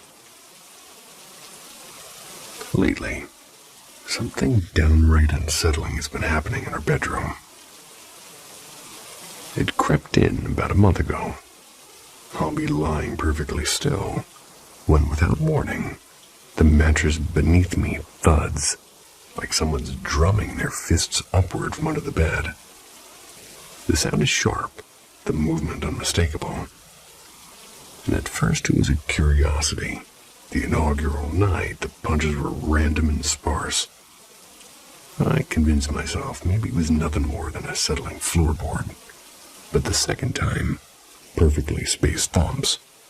Every 2 seconds, like a metronome keeping an eerie time. A few days later, I felt 3 sharp jabs near my lower back, after one heavy hit near my shoulder. Then came last night. I was deep in the kind of sleep where dreams weigh like stone. A sudden barrage of rapid punches yanked me awake. Felt like somebody was drumming out a frantic rhythm. A song I didn't know, but I could feel in my bones. As soon as I sat up, the pounding stopped. Minutes later, subtle, scattered taps returned, as if testing whether I'd drift back to sleep. And my husband hasn't felt a thing, as each time he groggily checks beneath the bed, but there's never anything to find there. Just tightly packed storage bins where no person or creature of any size could hide. Now we've lived here for 3 quiet years, yet the more I think back, the less ordinary things seem. There's the faint musty scent that clings only to my side of the bed. One he insists that he can't detect, and there's almost nightly scratch sounds along the floorboards, which I once blamed on a mouse that I'd never seen, and for which there's never been a single dropping. And then there's that night, when he was away, still burns at the edge of my memory. I jolted awake to see, for a split instant, a man standing over me, his face split into a grin too wide to be human. I screamed so hard the air left me dizzy.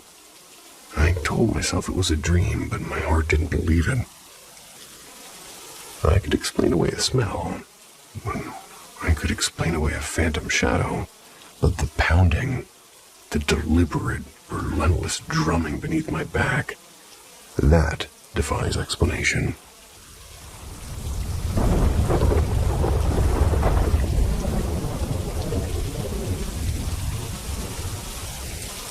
The room down the hall. When I was 3, my parents moved us into a brand new house that they'd built on the edge of a sleepy cul-de-sac. Next door lived a boy my age. Let's call him Mark. From the first day, Mark and I were inseparable. We climbed trees, built pillow forts, swapped Halloween candy like seasoned traders. Yeah. His little brother, Simon, hovered on the edges, but he never liked sharing Mark with anyone, least of all me. When Mark turned 7, everything shifted.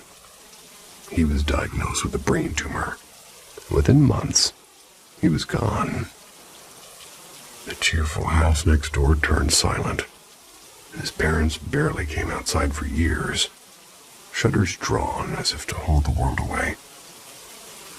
By the time I was 11, Simon and I had kind of cautiously become friends. He had moved into Mark's old room, with the faded rocket stickers still clinging to the walls. Then one warm afternoon, we sat cross-legged on the carpet, building an elaborate Lego city, when his mother poked her head in. "Can you keep an eye on Simon for an hour? I need to run to the market."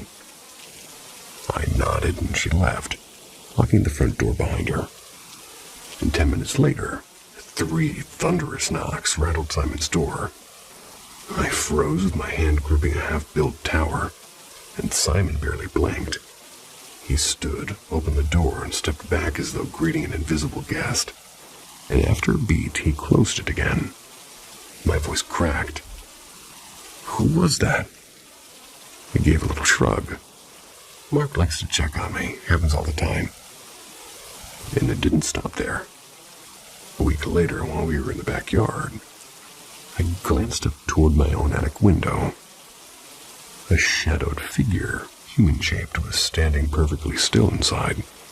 My mother swore nobody could get up there, and the swollen wood made the door impossible to open. Yet that night, the attic boomed and creaked like something was pacing. Soon, the sound spread through the house. Footsteps on empty stairs, doors rattling at 2 a.m., knocks on my bedroom door that seemed to jolt me awake. My stepdad laughed about our resident ghost, but even he started pausing mid-sentence when a floorboard groaned at the wrong moment. My parents often asked why I was roaming the hall at 3 in the morning. Only I had never left my bed. And then came the night I can't forget. I was packing for a trip with my grandparents. Everyone else was asleep. When I turned off the light, breathing, loud and deliberate, filled the darkness beside me. The floor creaked, and in the corner, a child-sized shape glimmered faintly white. I hid under the blanket, paralyzed. The breathing drew closer until a warm hand pressed gently against my back. And after that, nothing. I woke up at dawn, sunlight kind of pricking my eyes. My right hand rested on the pillow, and another hand softly held it. The warmth was overwhelming, a perfect, wordless comfort. But then the thought hit. I'm alone. Both parents left before sunrise, and the warmth slipped away. Later, searching through old boxes, I found a photo of Mark. It was Mark and me grinning, gap-toothed in the backyard. I framed it, set it on my nightstand, and from that night on, the knocks and footsteps stopped. And I sometimes wonder if Mark only needed to know I remembered that he was still a part of my home, and a part of me. And in a similar fashion, thank you for letting me be a part of wherever you're listening. Sweet dreams. Appreciate it.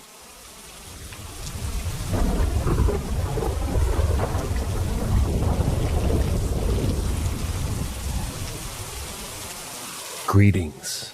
This is Paranormal M. Join us as we dive into the enigmatic stories that challenge conventional understanding. Consider supporting us by subscribing and turning on notifications so you never miss a moment of our captivating narratives. I've seen various UFOs over the course of my life. The most notable and the most relevant ones are the ones that I saw with my brother and the one I saw with my wife. The one with my brother, we were out getting weed from a guy a few blocks away. We were sober until the trip back. I always have to clarify that part to people for some reason. And we see this spotlight attached to what appears to be an aircraft the size of a UH-1 Iroquois. Problem is, it isn't making no noise. Not a single sound. We can't really see the body, but a vague silhouette. We straight up pull over just to look at it. I even get out of the motherfucking car. Almost as if it knew that we were watching, it bolts them out of there. A couple 100 miles an hour. Then, as quickly as it dipped, it jerks back the other way at an acute angle. Something like 270 degrees. Still no noise. This took place about 10 miles away from Lockheed Martin and Dobbins at around 3 a.m. Smyrna, Georgia. The one with the wife was a couple of weeks ago. 4 orbs above Lake Michigan. My wife says it's 5. We got a little Jean-Luc Picard gold-majored argument going on about how many lights. It's kind of funny. Anyway, these lights are in line with Fond du Lac Avenue in Milwaukee. We were headed up northeast. Maybe it was over Lake Michigan, maybe Canada, I don't know. It looks about 30 or 40,000 feet. Lights are in pairs, from my perspective. Like headlights. Problem is, at that spacing, there's no way ATC would let 2 planes that size fly that close in overcast. Another issue, they aren't fucking moving. I thought they were coming straight on. But after 15 minutes, that theory was out. They also didn't have the green and red running lights. Just steady white lights. I'm prepared to just write it off as a perspective thing. But then one light goes out, then another. They all went out one at a time. That's when I realized it was 4 individual craft and not 2. I also met a Gregor when I was a teenager, or an egregor. I was with a roommate.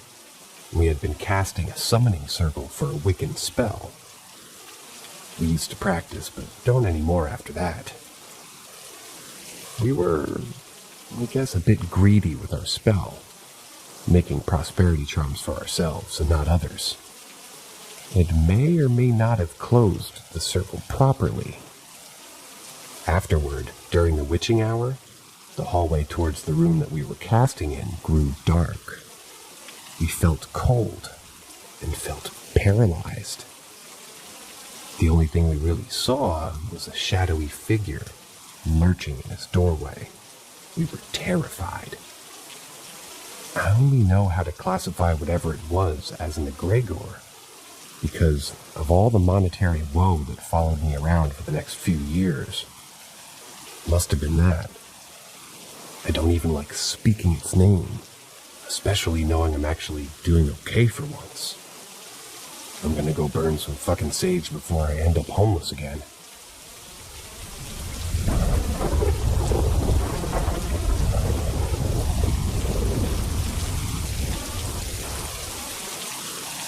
I experienced a lot of weird things growing up. Most of them I can explain, but there was this one night I can't. I had a battery-powered travel DVD player on my bed late one night when I was 13. At the same time, my boombox was on, plugged into the wall. My dresser was up against a door I wasn't allowed to open. It was an unfinished space. It was originally meant to be a bathroom, but the previous owners just never finished it, and my parents had no intentions to. I was told I could possibly fall through the floor, so don't even open the door. While I'm watching my movie, suddenly my DVD player and boombox stop playing at the same time. This sounds cliche as fuck, but I could hear what sounded like little girls laughing behind the door I was told never to open. My mom would scream at me if I woke her up for nothing, so I moved the dresser by myself. The giggling continued the whole process of moving my dresser.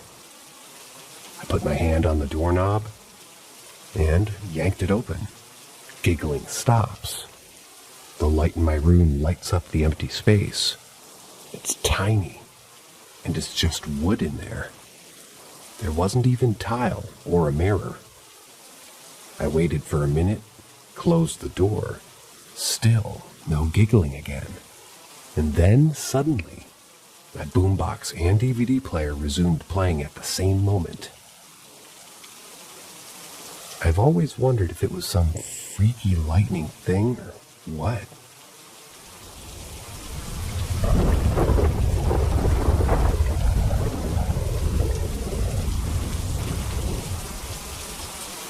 I have 3 things happening. All of them happening in connection with the death of 3 different people.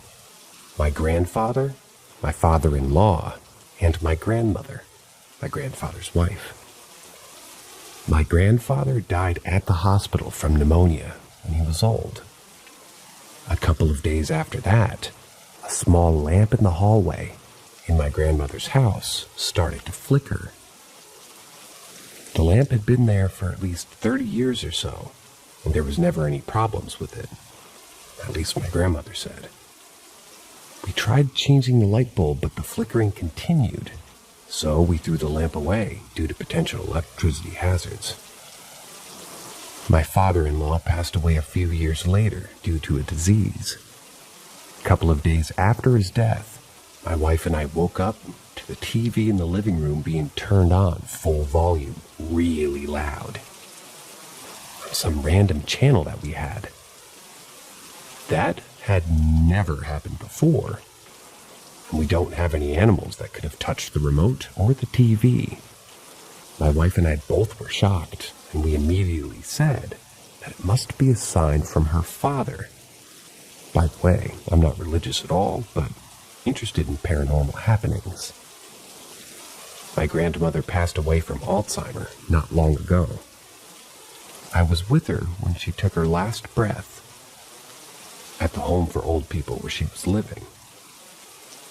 A few days after, she died. And a lamp in my kitchen started to flicker.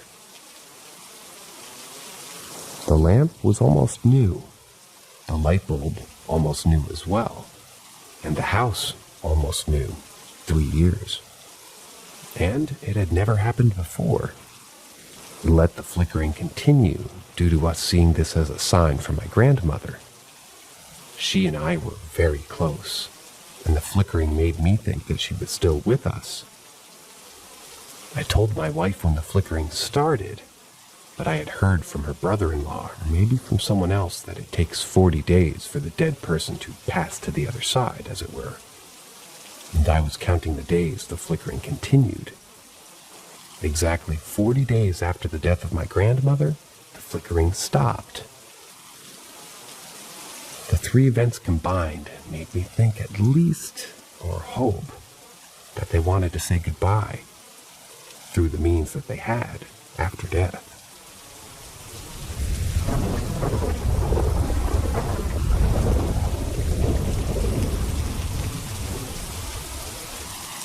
My parents were on vacation, and I stayed home a longer period of time. On the 13th Friday night, my parents should have been back on Sunday. I called up a few friends at my house for a sort of party, and we stayed until 3 a.m. when my parents called them to go home. I went with them half the distance when we suddenly stopped in the middle of the street. We saw a bright light coming toward us, which seemed like the ones from a car, but it was only one. We moved on the left side of the road and let it pass, but it stopped 50 meters away. A really tall person got out of the car. and pointed at something in the sky before starting to run in our direction. Suddenly, a man, let's just say he was a man, screamed horrible and the streetlights went off. And at the moment that we returned back to my house and locked every door and window, we got so scared that we stayed up all night with the lights on and a knife on each of us. Next morning, I called my grandparents to check if they were all right and heard if anything weird was happening the night before. The encounter was right in front of their house. They said that they heard a scream, but nothing else. They offered to come to my house, to stay over there with us. We decided to turn to the news, and we saw something similar that happened in the other side of the the other side of the country. But the worst thing was that a few people were found dead in that instance.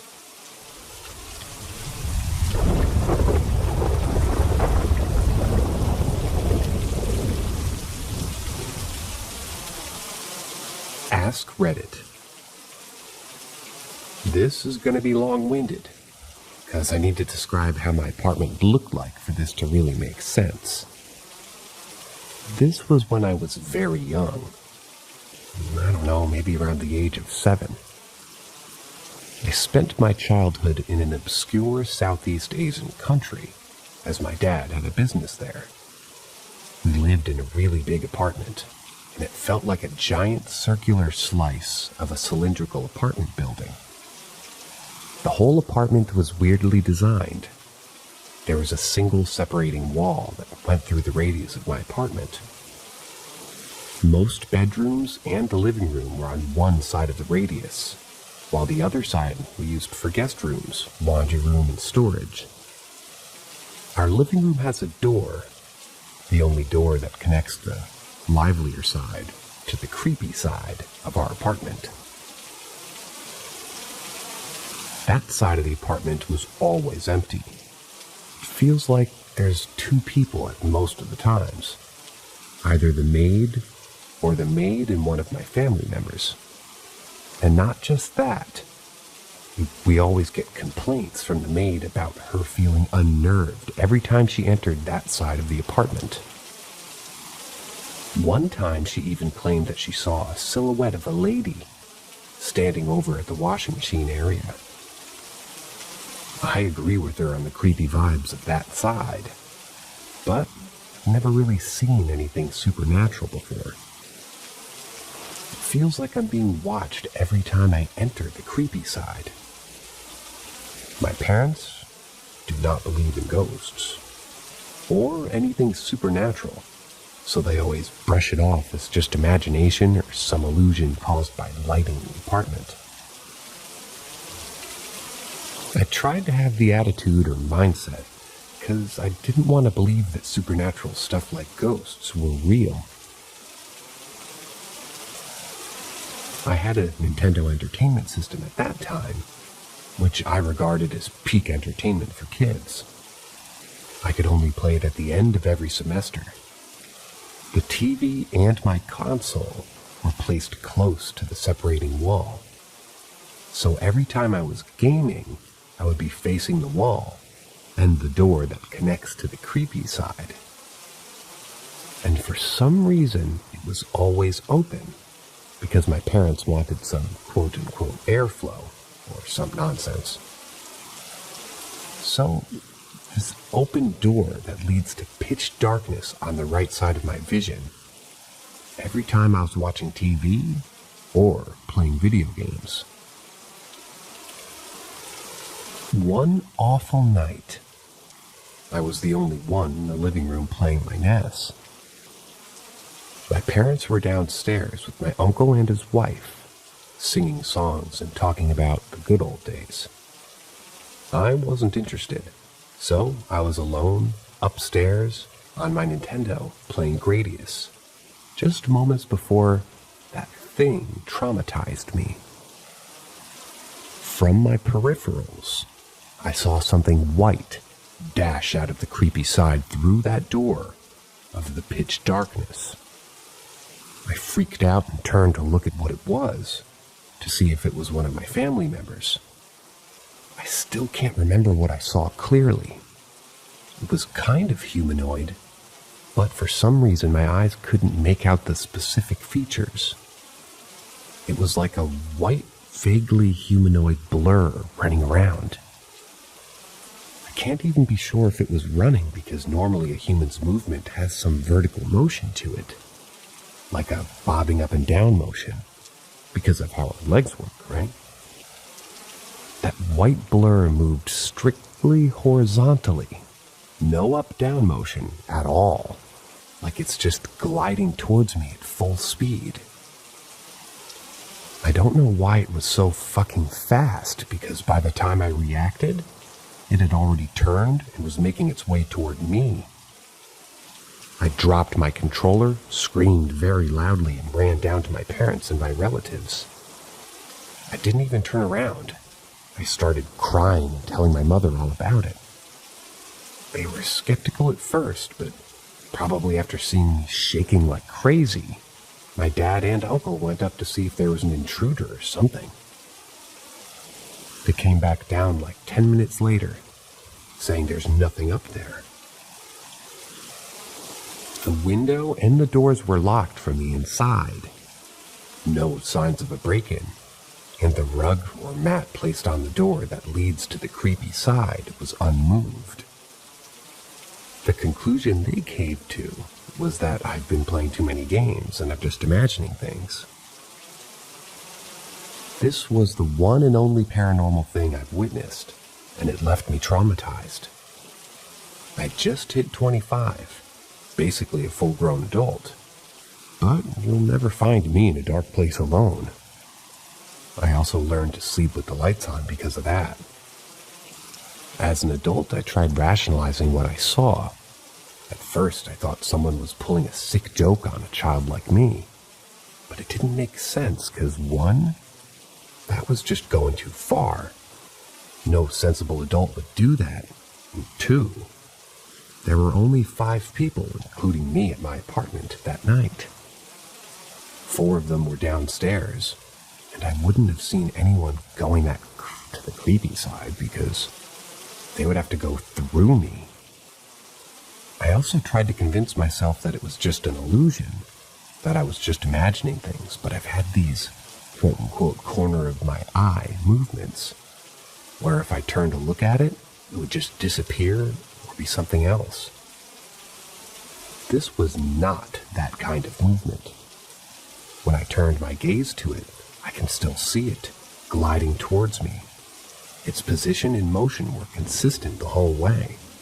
That white blur was so real to me.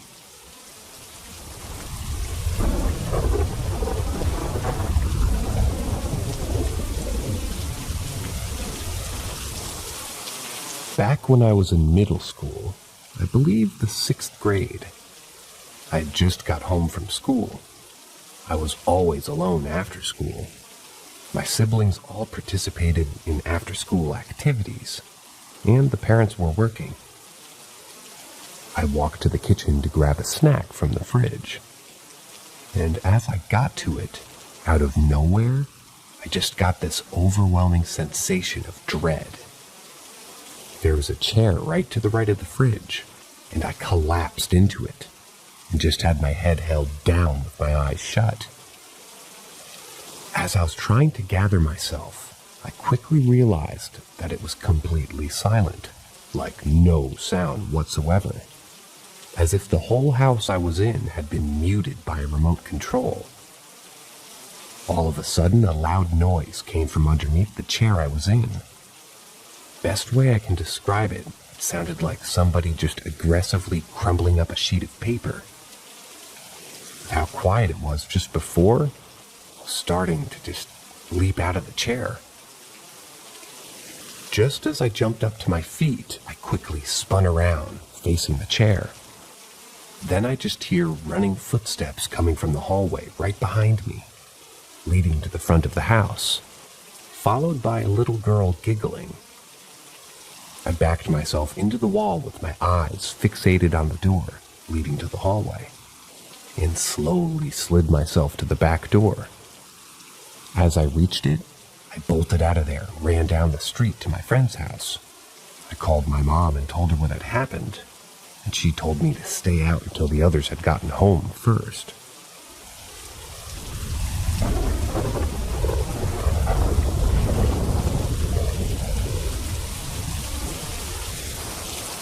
The biggest and most notable experience was my first.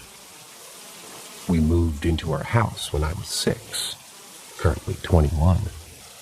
And for the first few weeks, there weren't any issues. Then my parents wanted to look in the attic, which for some reason I was very adamant that they didn't, like continuously asking them not to open it. And I remember being uneasy. As soon as they popped it open, I saw just a dark hole. I was immediately confused because there was nothing there. I had not had any prior knowledge of ghosts and such at that time, so I just didn't know why I was so freaked out when seemingly nothing was there.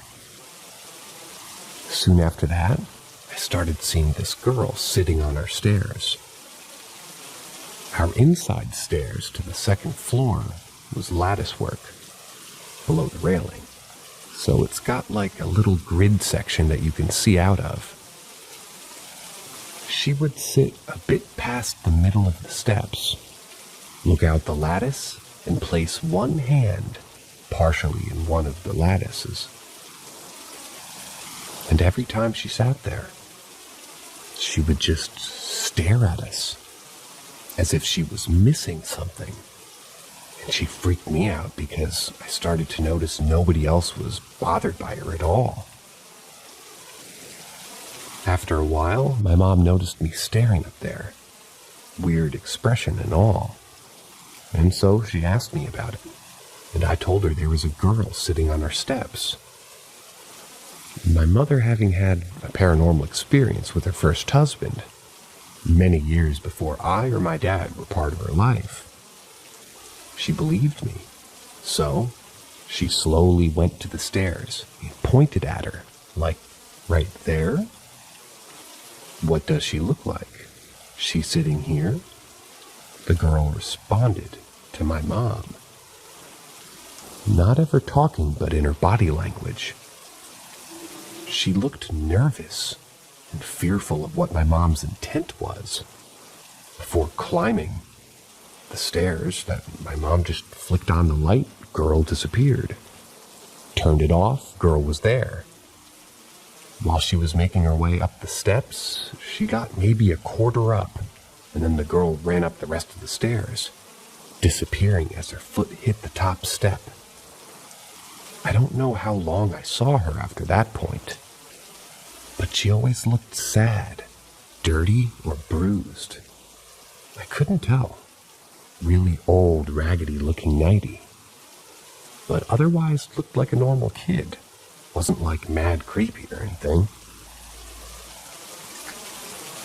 The last day I ever saw her, she was sitting on the stairs as usual. And at some point, she made eye contact with me.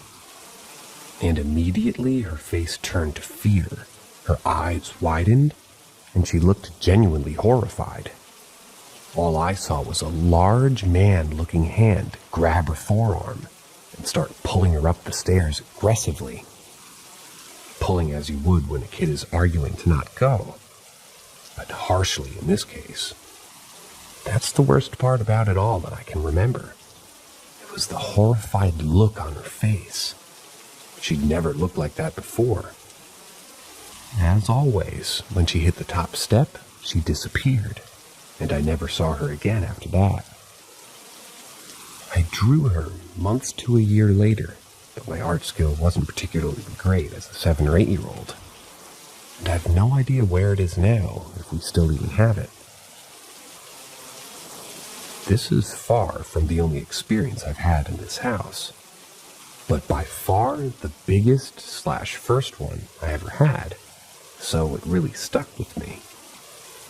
I think about her from time to time and hope that she's okay, as she can be, something that I consider to be my first. and I felt really helpless at the time, just having to watch it take place and not being able to help her.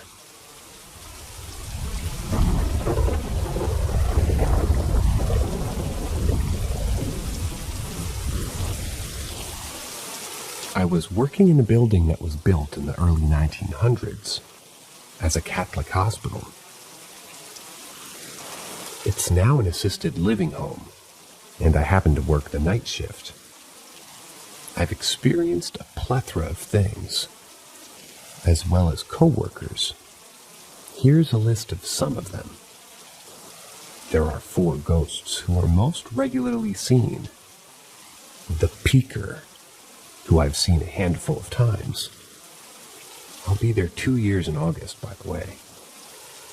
He likes to look around corners at you and slowly gets further and further around the corner until you look up. He'll be shocked and duck. And when you see him, he's gone. Several of my coworkers have seen him, and we all laugh at how funny he looks when he's caught. The nuns. I did say it was a Catholic hospital. Of course, there'd be nuns. I've seen one fully realized, floating. Almost looked like she was running, going from one resident's room across to the dining area to another. Lots of coworkers have seen them in the reflections of the glass, walking next to us. On the 5th floor, there's one who, if you listen, you can hear her heavy footsteps walking behind you. I had one resident who saw ghosts easily. She would often be teaching a class of student ghosts in her room. And there was a time I was helping her, and she said that there was a lady behind me who was wearing a veil looking over my shoulder. I said, "I hope she thinks I'm doing a good job." And my resident said, "Well, she must, because she just left." We consider the nuns as our coworkers as well, because strange things will happen. Someone speaking, items being moved, doors closing. And we usually take it as a nun has seen something going on. A resident is up or wandering or someone's hurt. So we go check all the rooms. 8 times out of 10, something is going on with the resident. The Dark Man. He wears all dark clothes and has dark features. I've never seen him, but a couple coworkers and residents have. He leans against a wall and will watch you work. When you realize he's there and do a double take, he's gone. No one knows who he is or if he's friendly, but he's never done anything that would indicate that he's mean. The Long Man. Only residents have seen him, and I hope I never see him. He's frightening. From the description my residents have given, let's just say I wouldn't want to see him. He'll be in the resident's ceiling, and when they notice him, he extends down into their doorways and wears a big smile. He's really tall and has sort of a stoop in the doorway. He won't move until the resident begins to scream. Yeah, it's that terrifying. And then he disappears into the floor. Absolutely horrifying. As for some of my experiences, other than the usual saw it out of the corner of my eye bullshit, these are hauntings that I've personally experienced, or have been around when coworkers experienced themselves. Just a few nights ago, I was mopping up the floor in front of the kitchen. The door to the kitchen has a small glass window, and I was about 8 feet away. I looked up, and there was a man looking through the window. He looked extremely unusual. His skin was as pink as a pig's, and his eyes were wide open looking down. When I did a double take, I thought, was that my reflection? And then he was gone. I still looked into my reflection, but mine was much darker and less defined than what I saw. I told my coworker. They came down into the kitchen and began to yell at the ghost. I told her that it wasn't necessary. About an hour later, we were eating and talking about the interaction with a separate coworker when a full milk jug that had been sitting on the table suddenly flew off, and a split second, perfectly on the floor. I said, "Oh, you pissed him off," and we all kind of joked about it moving forward. Catholic hospital was still fresh, and I was new, and I was trying to drag these heavy baskets of laundry. I happened to be in front of the nurse's office, which used to be the head nun's office, and I cursed. Shit and ass damn. Interesting choice. And all of the heavy fire doors around me slammed shut. I immediately apologized for cursing. I was terrified to open the doors because I thought an angry nun would be behind them. I was walking along the 3rd floor when I saw a dark shadow and it dipped into a room. We had a resident who was actively dying on hospice. The spirits always get antsy when someone's dying. I said, "She's on the 2nd floor if that's who you're looking for." A little over an hour later, the lady passed away. My coworker on the first night went into a room and immediately came back out. She said she'd seen a dark shadow child standing next to a dying resident's bed. The child looked up at her, then just walked through the wall. She wanted us to come in with her after that. The coworker was in the kitchen when a voice said, "Shut the damn door." Door was shut and the steel cabinets all flew open. She was absolutely terrified, and I remember how scared that she sounded when she paged up for assistance in the kitchen. Previous coworker, who'd yelled at the ghost before, was the one who went down to yell once again. Coworker came and got me and said the radio in the dining room turned on and wanted me to shut it off. When we went in, it was off. I said, "Well, it's time for everyone to go to bed anyways. Go to sleep." The ghosts must not have liked that, because the door shut and the radio turned on to old jazz music. So I said, "Fine, but don't be grouchy in the morning."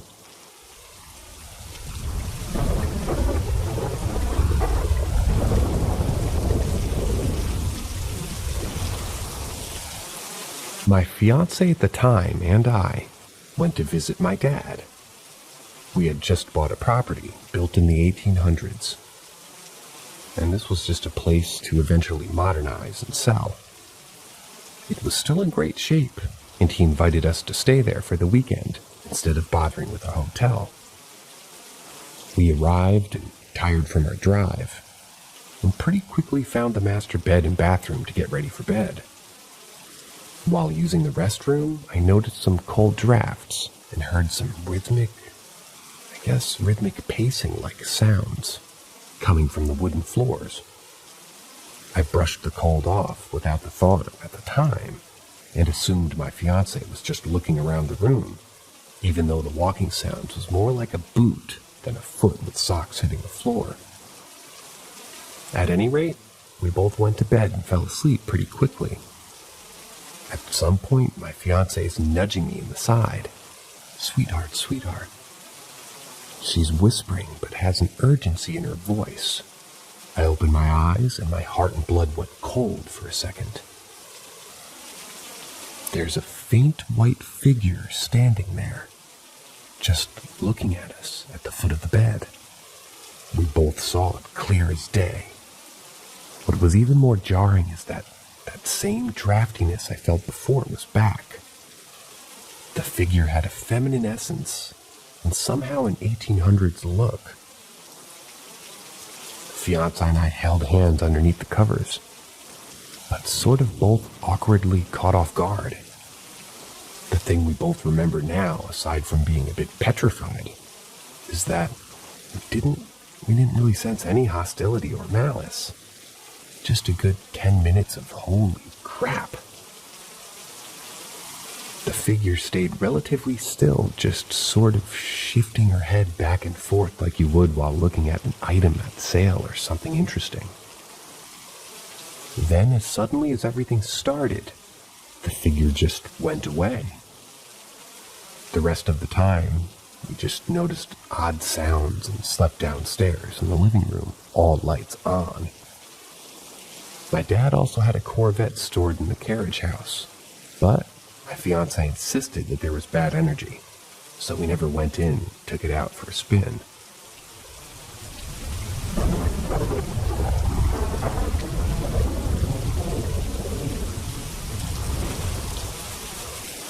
Ask Reddit. One weekend, I was at my dad's house. He'd come to the upstairs bathroom to get a shave and heard footsteps in my stepsister's room. I thought it was him walking around initially, so I got up to find him. Gecko. And he was standing at her closed door. He looks back at me and whispers, "You can hear that too, right?" I nodded, and he opened the door slowly. My stepsister was asleep, and never had been awake apparently, and there was no way that she could have crossed the room, gotten into bed, and pretended to be that convincingly asleep in the 2 seconds it took my dad to open the door. He went in, checked her TV, which had never been on. She has one of those big ones from the 90s that would get warm when turned on. The radio hadn't been on either. Figured maybe it was just the beat of a song or something. After that, we heard the footsteps a bunch of times, usually very early in the morning. Some of the footsteps were so heavy they'd shake the ceiling fan of the dining room directly underneath her bedroom, and they'd woken her up a few times as well. Whenever I'd shower at my dad's, I always felt like someone was standing behind me. Eventually, I got so stressed and paranoid that I refused to shower in the house, or even go into the upstairs bathroom. My dad asked me one day, "Do you ever feel like someone in the shower is with you when you're here?" After months of me feeling that way, and never mentioning it to anyone.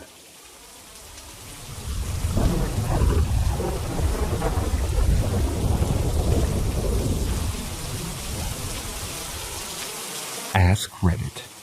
I was in art class when I was 15, and a random teacher's aide, a lady in her 60s, unassuming nanotype, sat down next to me and said that she had a vision about my job as an adult.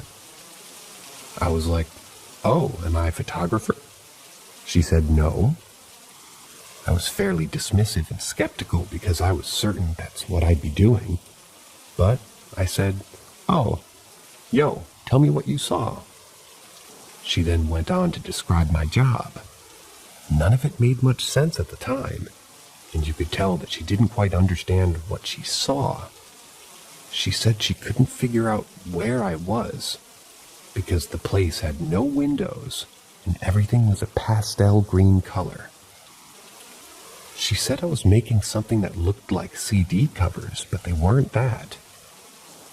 She went on to explain that I was working with a bunch of guys, and some of them were helping and teaching me to do the job.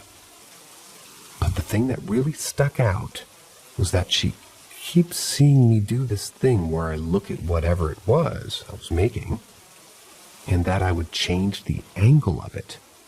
She mimicked what I was doing. Anyway, about 8 years later, I ended up doing exactly all the things she said I was going to do. I was a wine label flexographic printer helper, I guess. It got me so bad, or rather it got to me so bad that my future was set in stone that I eventually quit my job to pursue a fine art and photography career. That was a few years back, and I'm about to have my second solo exhibition opening this weekend. What I still haven't figured out yet was, have I broken the timeline, or was I just meant to have that future told and then pursue a different career. It's all pretty out there, and I'm not too sure what to make of it, because I'm not the type of person to believe in that sort of stuff. But, it happened, so there are people that can see into the future, and they are 100% right.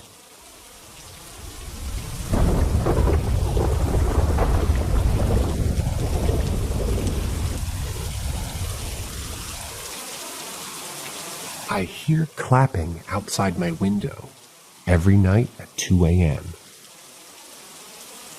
Oh, we got a warning here, guys. This is saying it's not safe for work. So, the narrator here has given you fair warning, and I proceed. I always tried to sleep with my curtains and window open. I've just never been that cautious, but recently, I started to hear someone or something making clapping sounds outside. Oh no. I didn't think too much of it, and I would just go to sleep.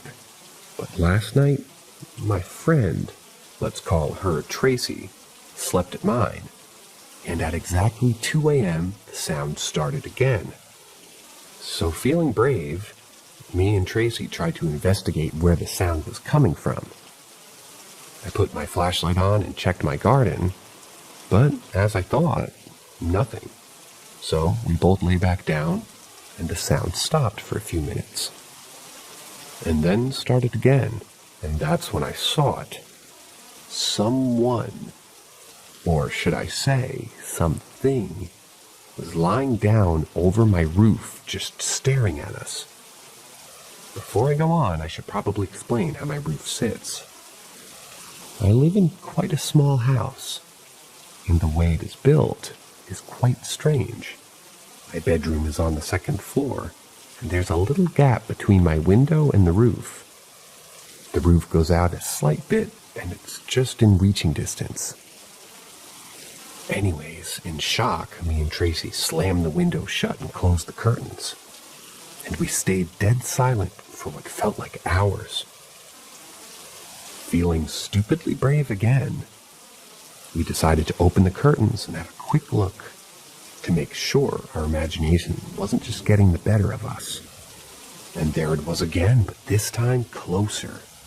I don't even know how to describe what we seen. This thing had white blonde raggedy hair, and all I can remember is the eyes, strangely enough. And I couldn't remember her face. Just that hair and eyes, like it was glaring into my soul. Panicking, I text my old friend who lives across from me to check out my roof, as both of us couldn't move and we were in shock. She told me she couldn't see anything, so we opened the window one last time, and there was nothing. No noise, no person. We locked the window again and tried to distract ourselves till morning. Since Tracy went home, everything feels off, and strange stuff has been happening. I keep hearing creaking and doors opening around the house. My nose has bled non-stop, and I'm starting to panic staying here alone. I've locked all my doors, windows, and curtains. That's the end of the story. That seems perfectly safe for work. I was ready for something worse. Next story.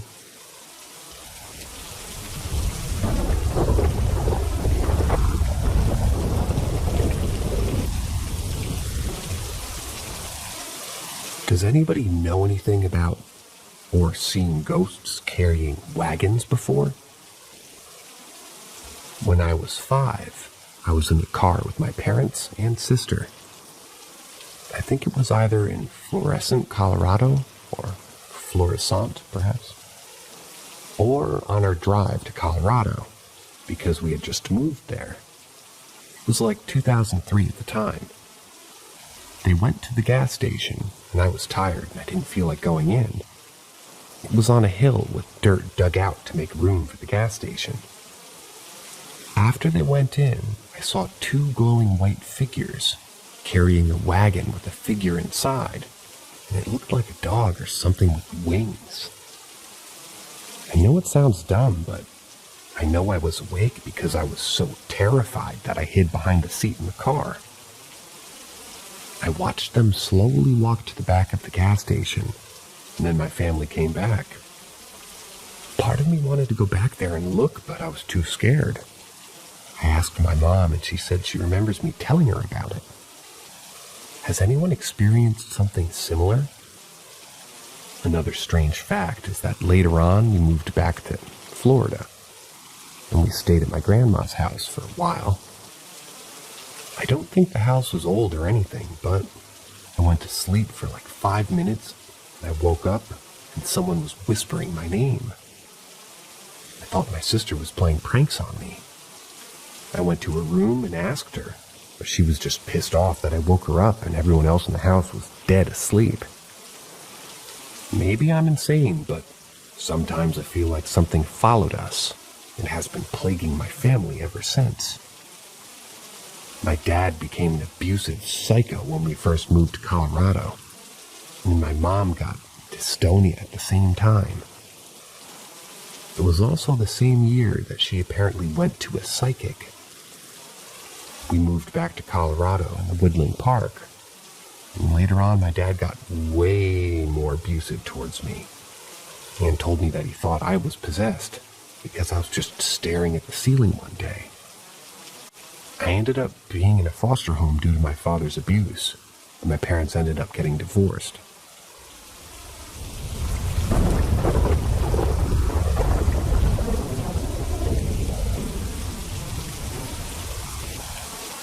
What makes it scarier is that I still have no idea what happened. This is the only weird or paranormal thing that's ever happened to me.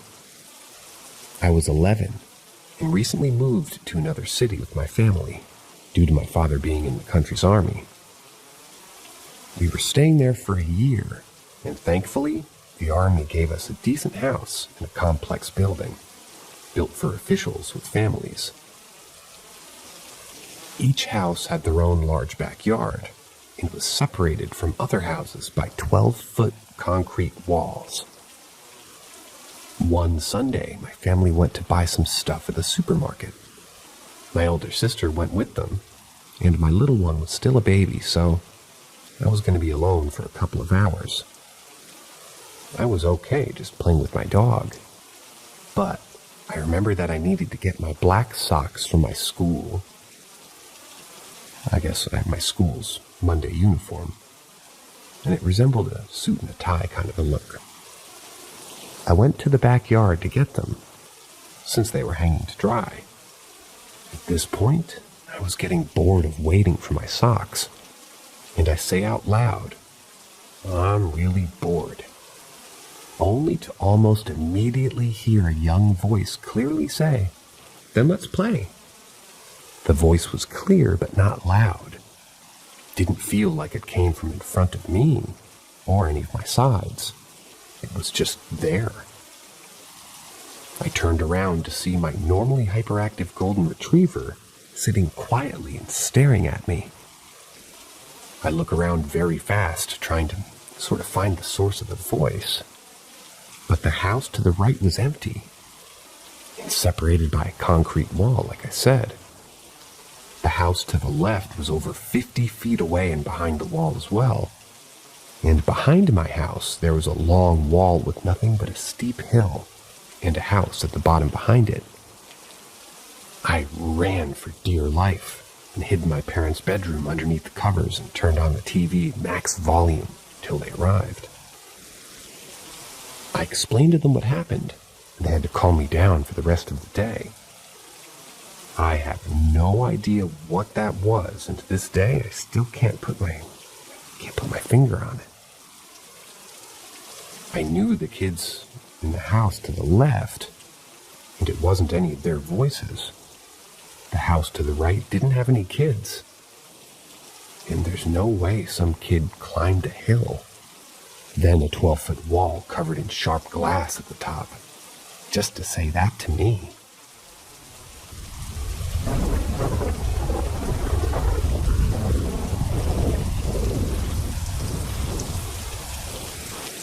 Is my house haunted?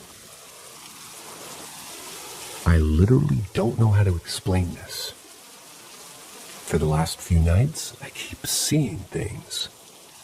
But I convinced myself that it was just my illusion and slept. Last night, I can't get over. I'm for sure something was there. Honestly, for a few years I saw stuff. But then they would disappear until this year. I don't know what to do. I can't describe when I've been seeing. Perhaps they meant what. But a little information of an older story. I was chilling at night, and my lights can dim and get brighter. I noticed my lights dimmed a little, and then went back to the old setting that I had set them on originally. Another old story. This one's during the day. I didn't see anything, but I heard and felt it. I was chilling and heard loud footsteps and then felt something heavy sit on my mattress. For both of these instances, I got my ass up and ran. Last night, I was so scared and felt so uneasy. The last couple of nights themselves made me feel like I was being watched while I was sleeping. And I swore I saw something in the closet. But last night, it was INA. Different spot. Oh, it was in a different spot. I was so scared and shit, and I can't move. So I shut my eyes and prayed in my head to Lord Krishna until I fell asleep. I completely forgot about last night until now. My back was itchy and I felt a scar, like a scratch. I didn't scratch myself, and I heard that ghosts can give you scratches. Perhaps.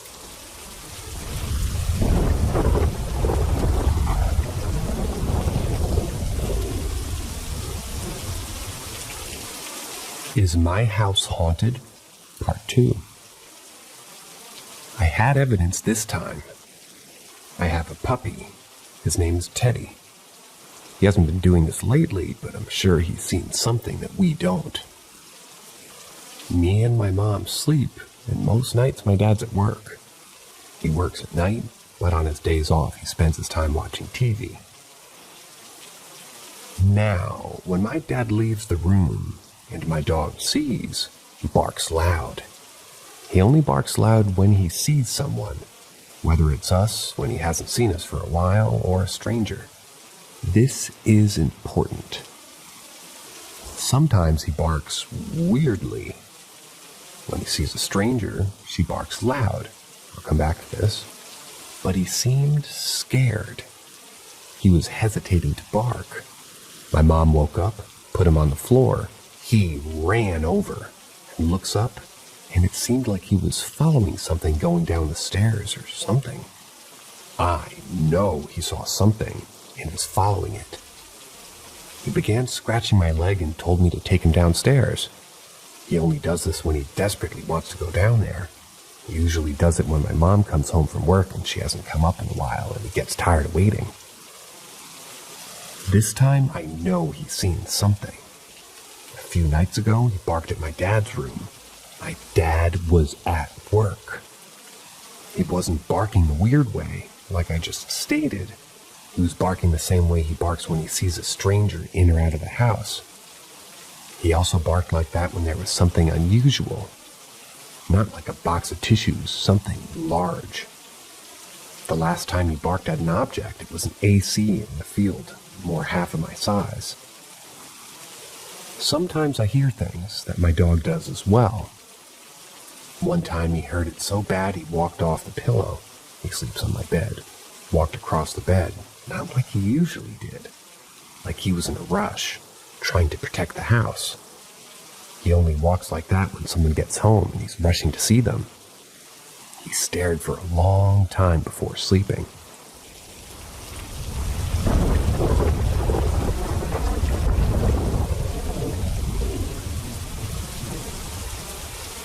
Ask Reddit.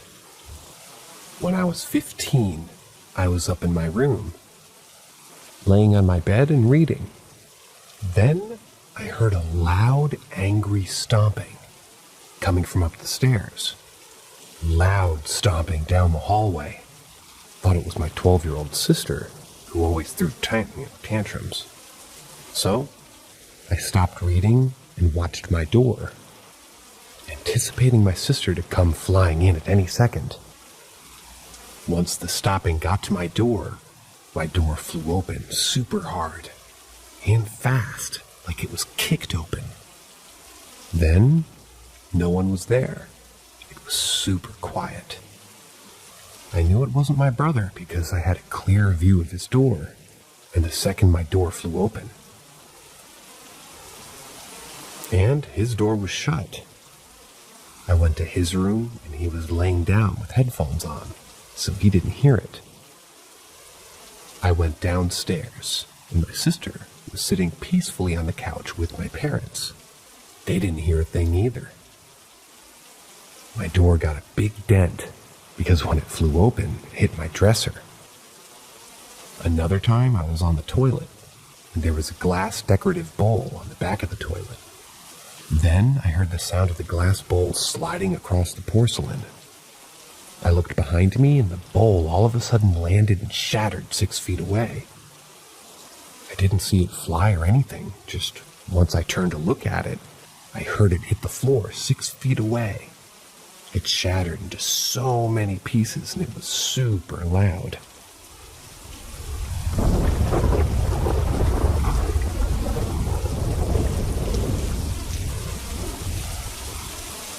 Ask Reddit. Most of my friends have had trouble with substance abuse throughout their lives. Just the crowd I hung around with, I guess. Around the time of this story, one of my closest friends was clean off H for the longest that they'd ever been. A couple of months, but still fantastic progress for him. And things were looking good. We were hanging out one day and he gave me some great news. Since middle school, he and his mom had been fighting for medical malpractice lawsuits that happened to him when he was younger, and they won. He got something like $10,000 to $15,000 out of the deal.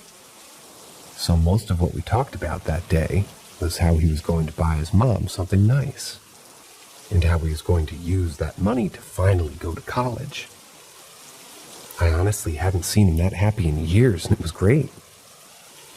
A day or two later, I was sleeping like normal, when all of a sudden, I woke up at around 1 in the morning. I felt great. In fact, I felt absolutely euphoric. I felt like I was lying in the sun of the most beautiful summer's day in a puddle of 1,000 puppies. Pretty happy. And that was just the first second. The second second was like 1,000 times, and the next second was like 1,000 times as well. Within moments, I went from, this is pretty nice, to, oh shit, something is seriously, before blacking out. All of a sudden, I was walking down the stairs to my friend's basement. It was absolutely destroyed with shit thrown everywhere. Empty bottles and syringes laying around, and he was sitting there, waiting for me, on the couch, with tears in his eyes. He kept repeating that he was sorry, that he didn't want to hurt anybody. He said the money didn't last him long, and he's been basically being back to his broke-ass self, and he was sorry for bringing me there, and that he just needed to say goodbye to someone before finally saying goodbye, though, and everything fading out in another wave of euphoria. Me being logical to a fault, and pretty straightforward, I woke up the next morning thinking, damn, what a dream. But not much else of it. I wrote it down in a dream journal, and then I completely forgot about it. Ended up going to work and to class like normal. Then, a couple hours later, my friend's mom called. She called me to break the news that my friend had passed away. Overdose. It wasn't until a couple of months later when another friend of mine, also an ex-addict, was trying to console my boyfriend console me by telling me about he went with no pain and how it was probably the best thing to go when it starts to get really weird. He started to explain to me what an overdose actually feels like, the overwhelming euphoria, and how it's impossible to explain to someone who's never experienced it before, i.e. me.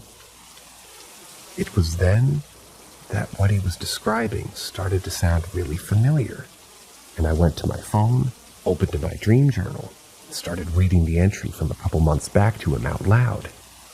He pretty much said, "Yeah, exactly that. Where'd you get that story?" And told him the whole thing. Both of us were at a loss for words, and I still am. As I said, I don't believe in this stuff. And if someone told me this story, I would say that they were high as fuck. But it's a memory that I'll personally never forget.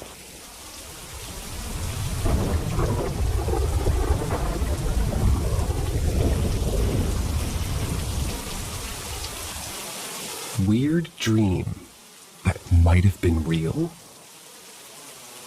This happened in, I want to say, October last year. If someone wants the exact date, you can probably find it, but it would just take a while. So, October. It was the night of my school's homecoming dance that I wasn't particularly excited for. I got peer pressured into it by my friends, because I'm not a very social person and wouldn't much rather not gone. Anyways, my school has this rule for events, that you can't arrive past a certain time, and you can't leave before a different certain time. I have no clue why. It's pretty stupid. I don't remember what time it was because my friend took my phone because I was quote-unquote using it too much and needed to go talk to some girls. I ended up sitting in a chair near the backside of the gym, which is facing the front lawn the whole night. I somehow fall asleep in said chair and had a very strange dream that I guess I can still remember it in vivid detail right now. The dream is in a first-person perspective of some guy operating a machine. There are a bunch of buttons and knobs and levers all around me, and there's a massive black box in the center of the room. I'm pressing a bunch of stuff and some other guy comes in wearing a night robe, rubbing his eyes, clearly tired. "It's so late, go to bed. It's not working and it's not going to work before tomorrow." "One more, I need one more," I responded. But the voice is a lot deeper, just not at all similar to my normal voice. My guess is that they were all around college age. So the other guy sighs, walks away, and I keep pressing buttons. Then the box in the room starts glowing and vibrating, and then explodes with a purplish red light. So I wake up, and I'm back in the chair at the dance. I'm startled by the dream, and I fall back in the chair, and I'm looking through this big window on one of the walls.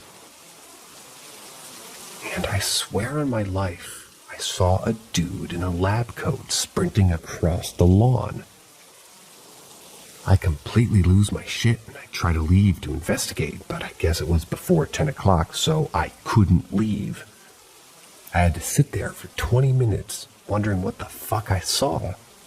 And the worst part is, this girl I liked asked me to dance with her, and for a split second, she was replaced with a woman I don't recognize who had blood all over her face and was screaming.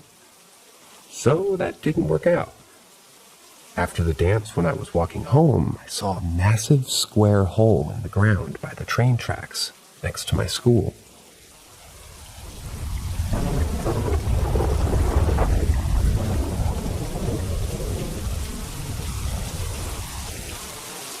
I have seen both of my great-grandparents post-mortem.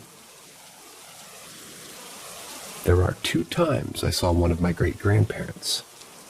One I do and one I don't remember. Number 1. Great-grandfather. My great-grandfather died long before I was born, but I saw him once, and only once, when I was 4. My great-grandmother was on her deathbed from complications due to a botched surgery, and we were saying our final goodbyes. I was waiting outside the room in one of those sitting areas with my family, and after giving my final goodbye, an old man in his 70s approached me, wearing a brown vest, a brown newsboy cap, and a pair of glasses. He had a white mustache, and he introduced himself to me as my great-grandfather. I talked to him for a couple of minutes. I don't remember about what, but I hugged him, and then he parted ways with me. Years later, I found out who he was, and that he died before I was born, and I was left shocked. I told them about talking to him, and described him, and the newsboy cap. There were no pictures of him wearing a newsboy cap, although he did wear it occasionally. Number 2, great-grandmother. This one's a lot shorter because I don't remember it. Basically, a year or 2 after she died, we went back to Pittsburgh to visit family. Me and my brother were laughing, and my mom asked why we said Bubba, her nickname, and it seemed like we were having a conversation with her.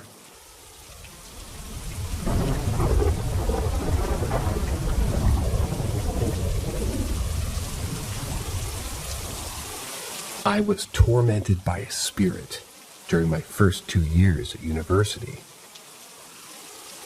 In 2020, I moved over 6 hours away from my hometown in southern Ontario to attend a university up north. I moved into my town with my best friend from high school, whom I had known for years. In this building, it's important to note that it's been around since the school was first built. However, it's frequently renovated and worked on because it more often than normal catches fire. More details later. So to set the scene, it's 2020, mid-pandemic, and I had just been discharged from the Army. My best friend and I applied for the same university major and had decided that if we got in, that we would live together. Well, sure enough, we got in, and the only dorm that could accommodate our room request, i.e. moving into the same apartment with separate bedrooms, was situated directly across from a hospice. And for those that don't know what a hospice is, it's a medical facility where people go when they're close to death to live out the end of their lives in as much comfort as possible.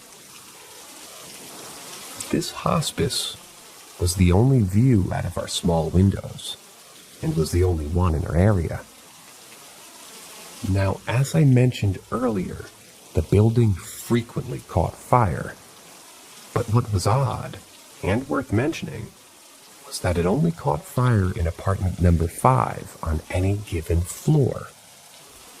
My best friend and I lived on the 5th floor in the 5th apartment for 2 years, even throughout the summer. Unfortunately, we never had a fire, but frequently found ourselves having to accommodate firefighters and other workers entering our room due to the smoke and water damage from various different fires from random floors directly above us. Along with my BFF, I had 2 other roommates who were very vocal about when they were home or when they left. We had a group chat. And for all of these experiences, they were never home, or even in the city for that matter. My friend and I both got jobs working at a level 1 trauma center as night shift security, and thus, paranormal stuff didn't scare us as we were frequently forced to work with the morgue and even witness people die on a daily basis, with a whole bunch of other things happening.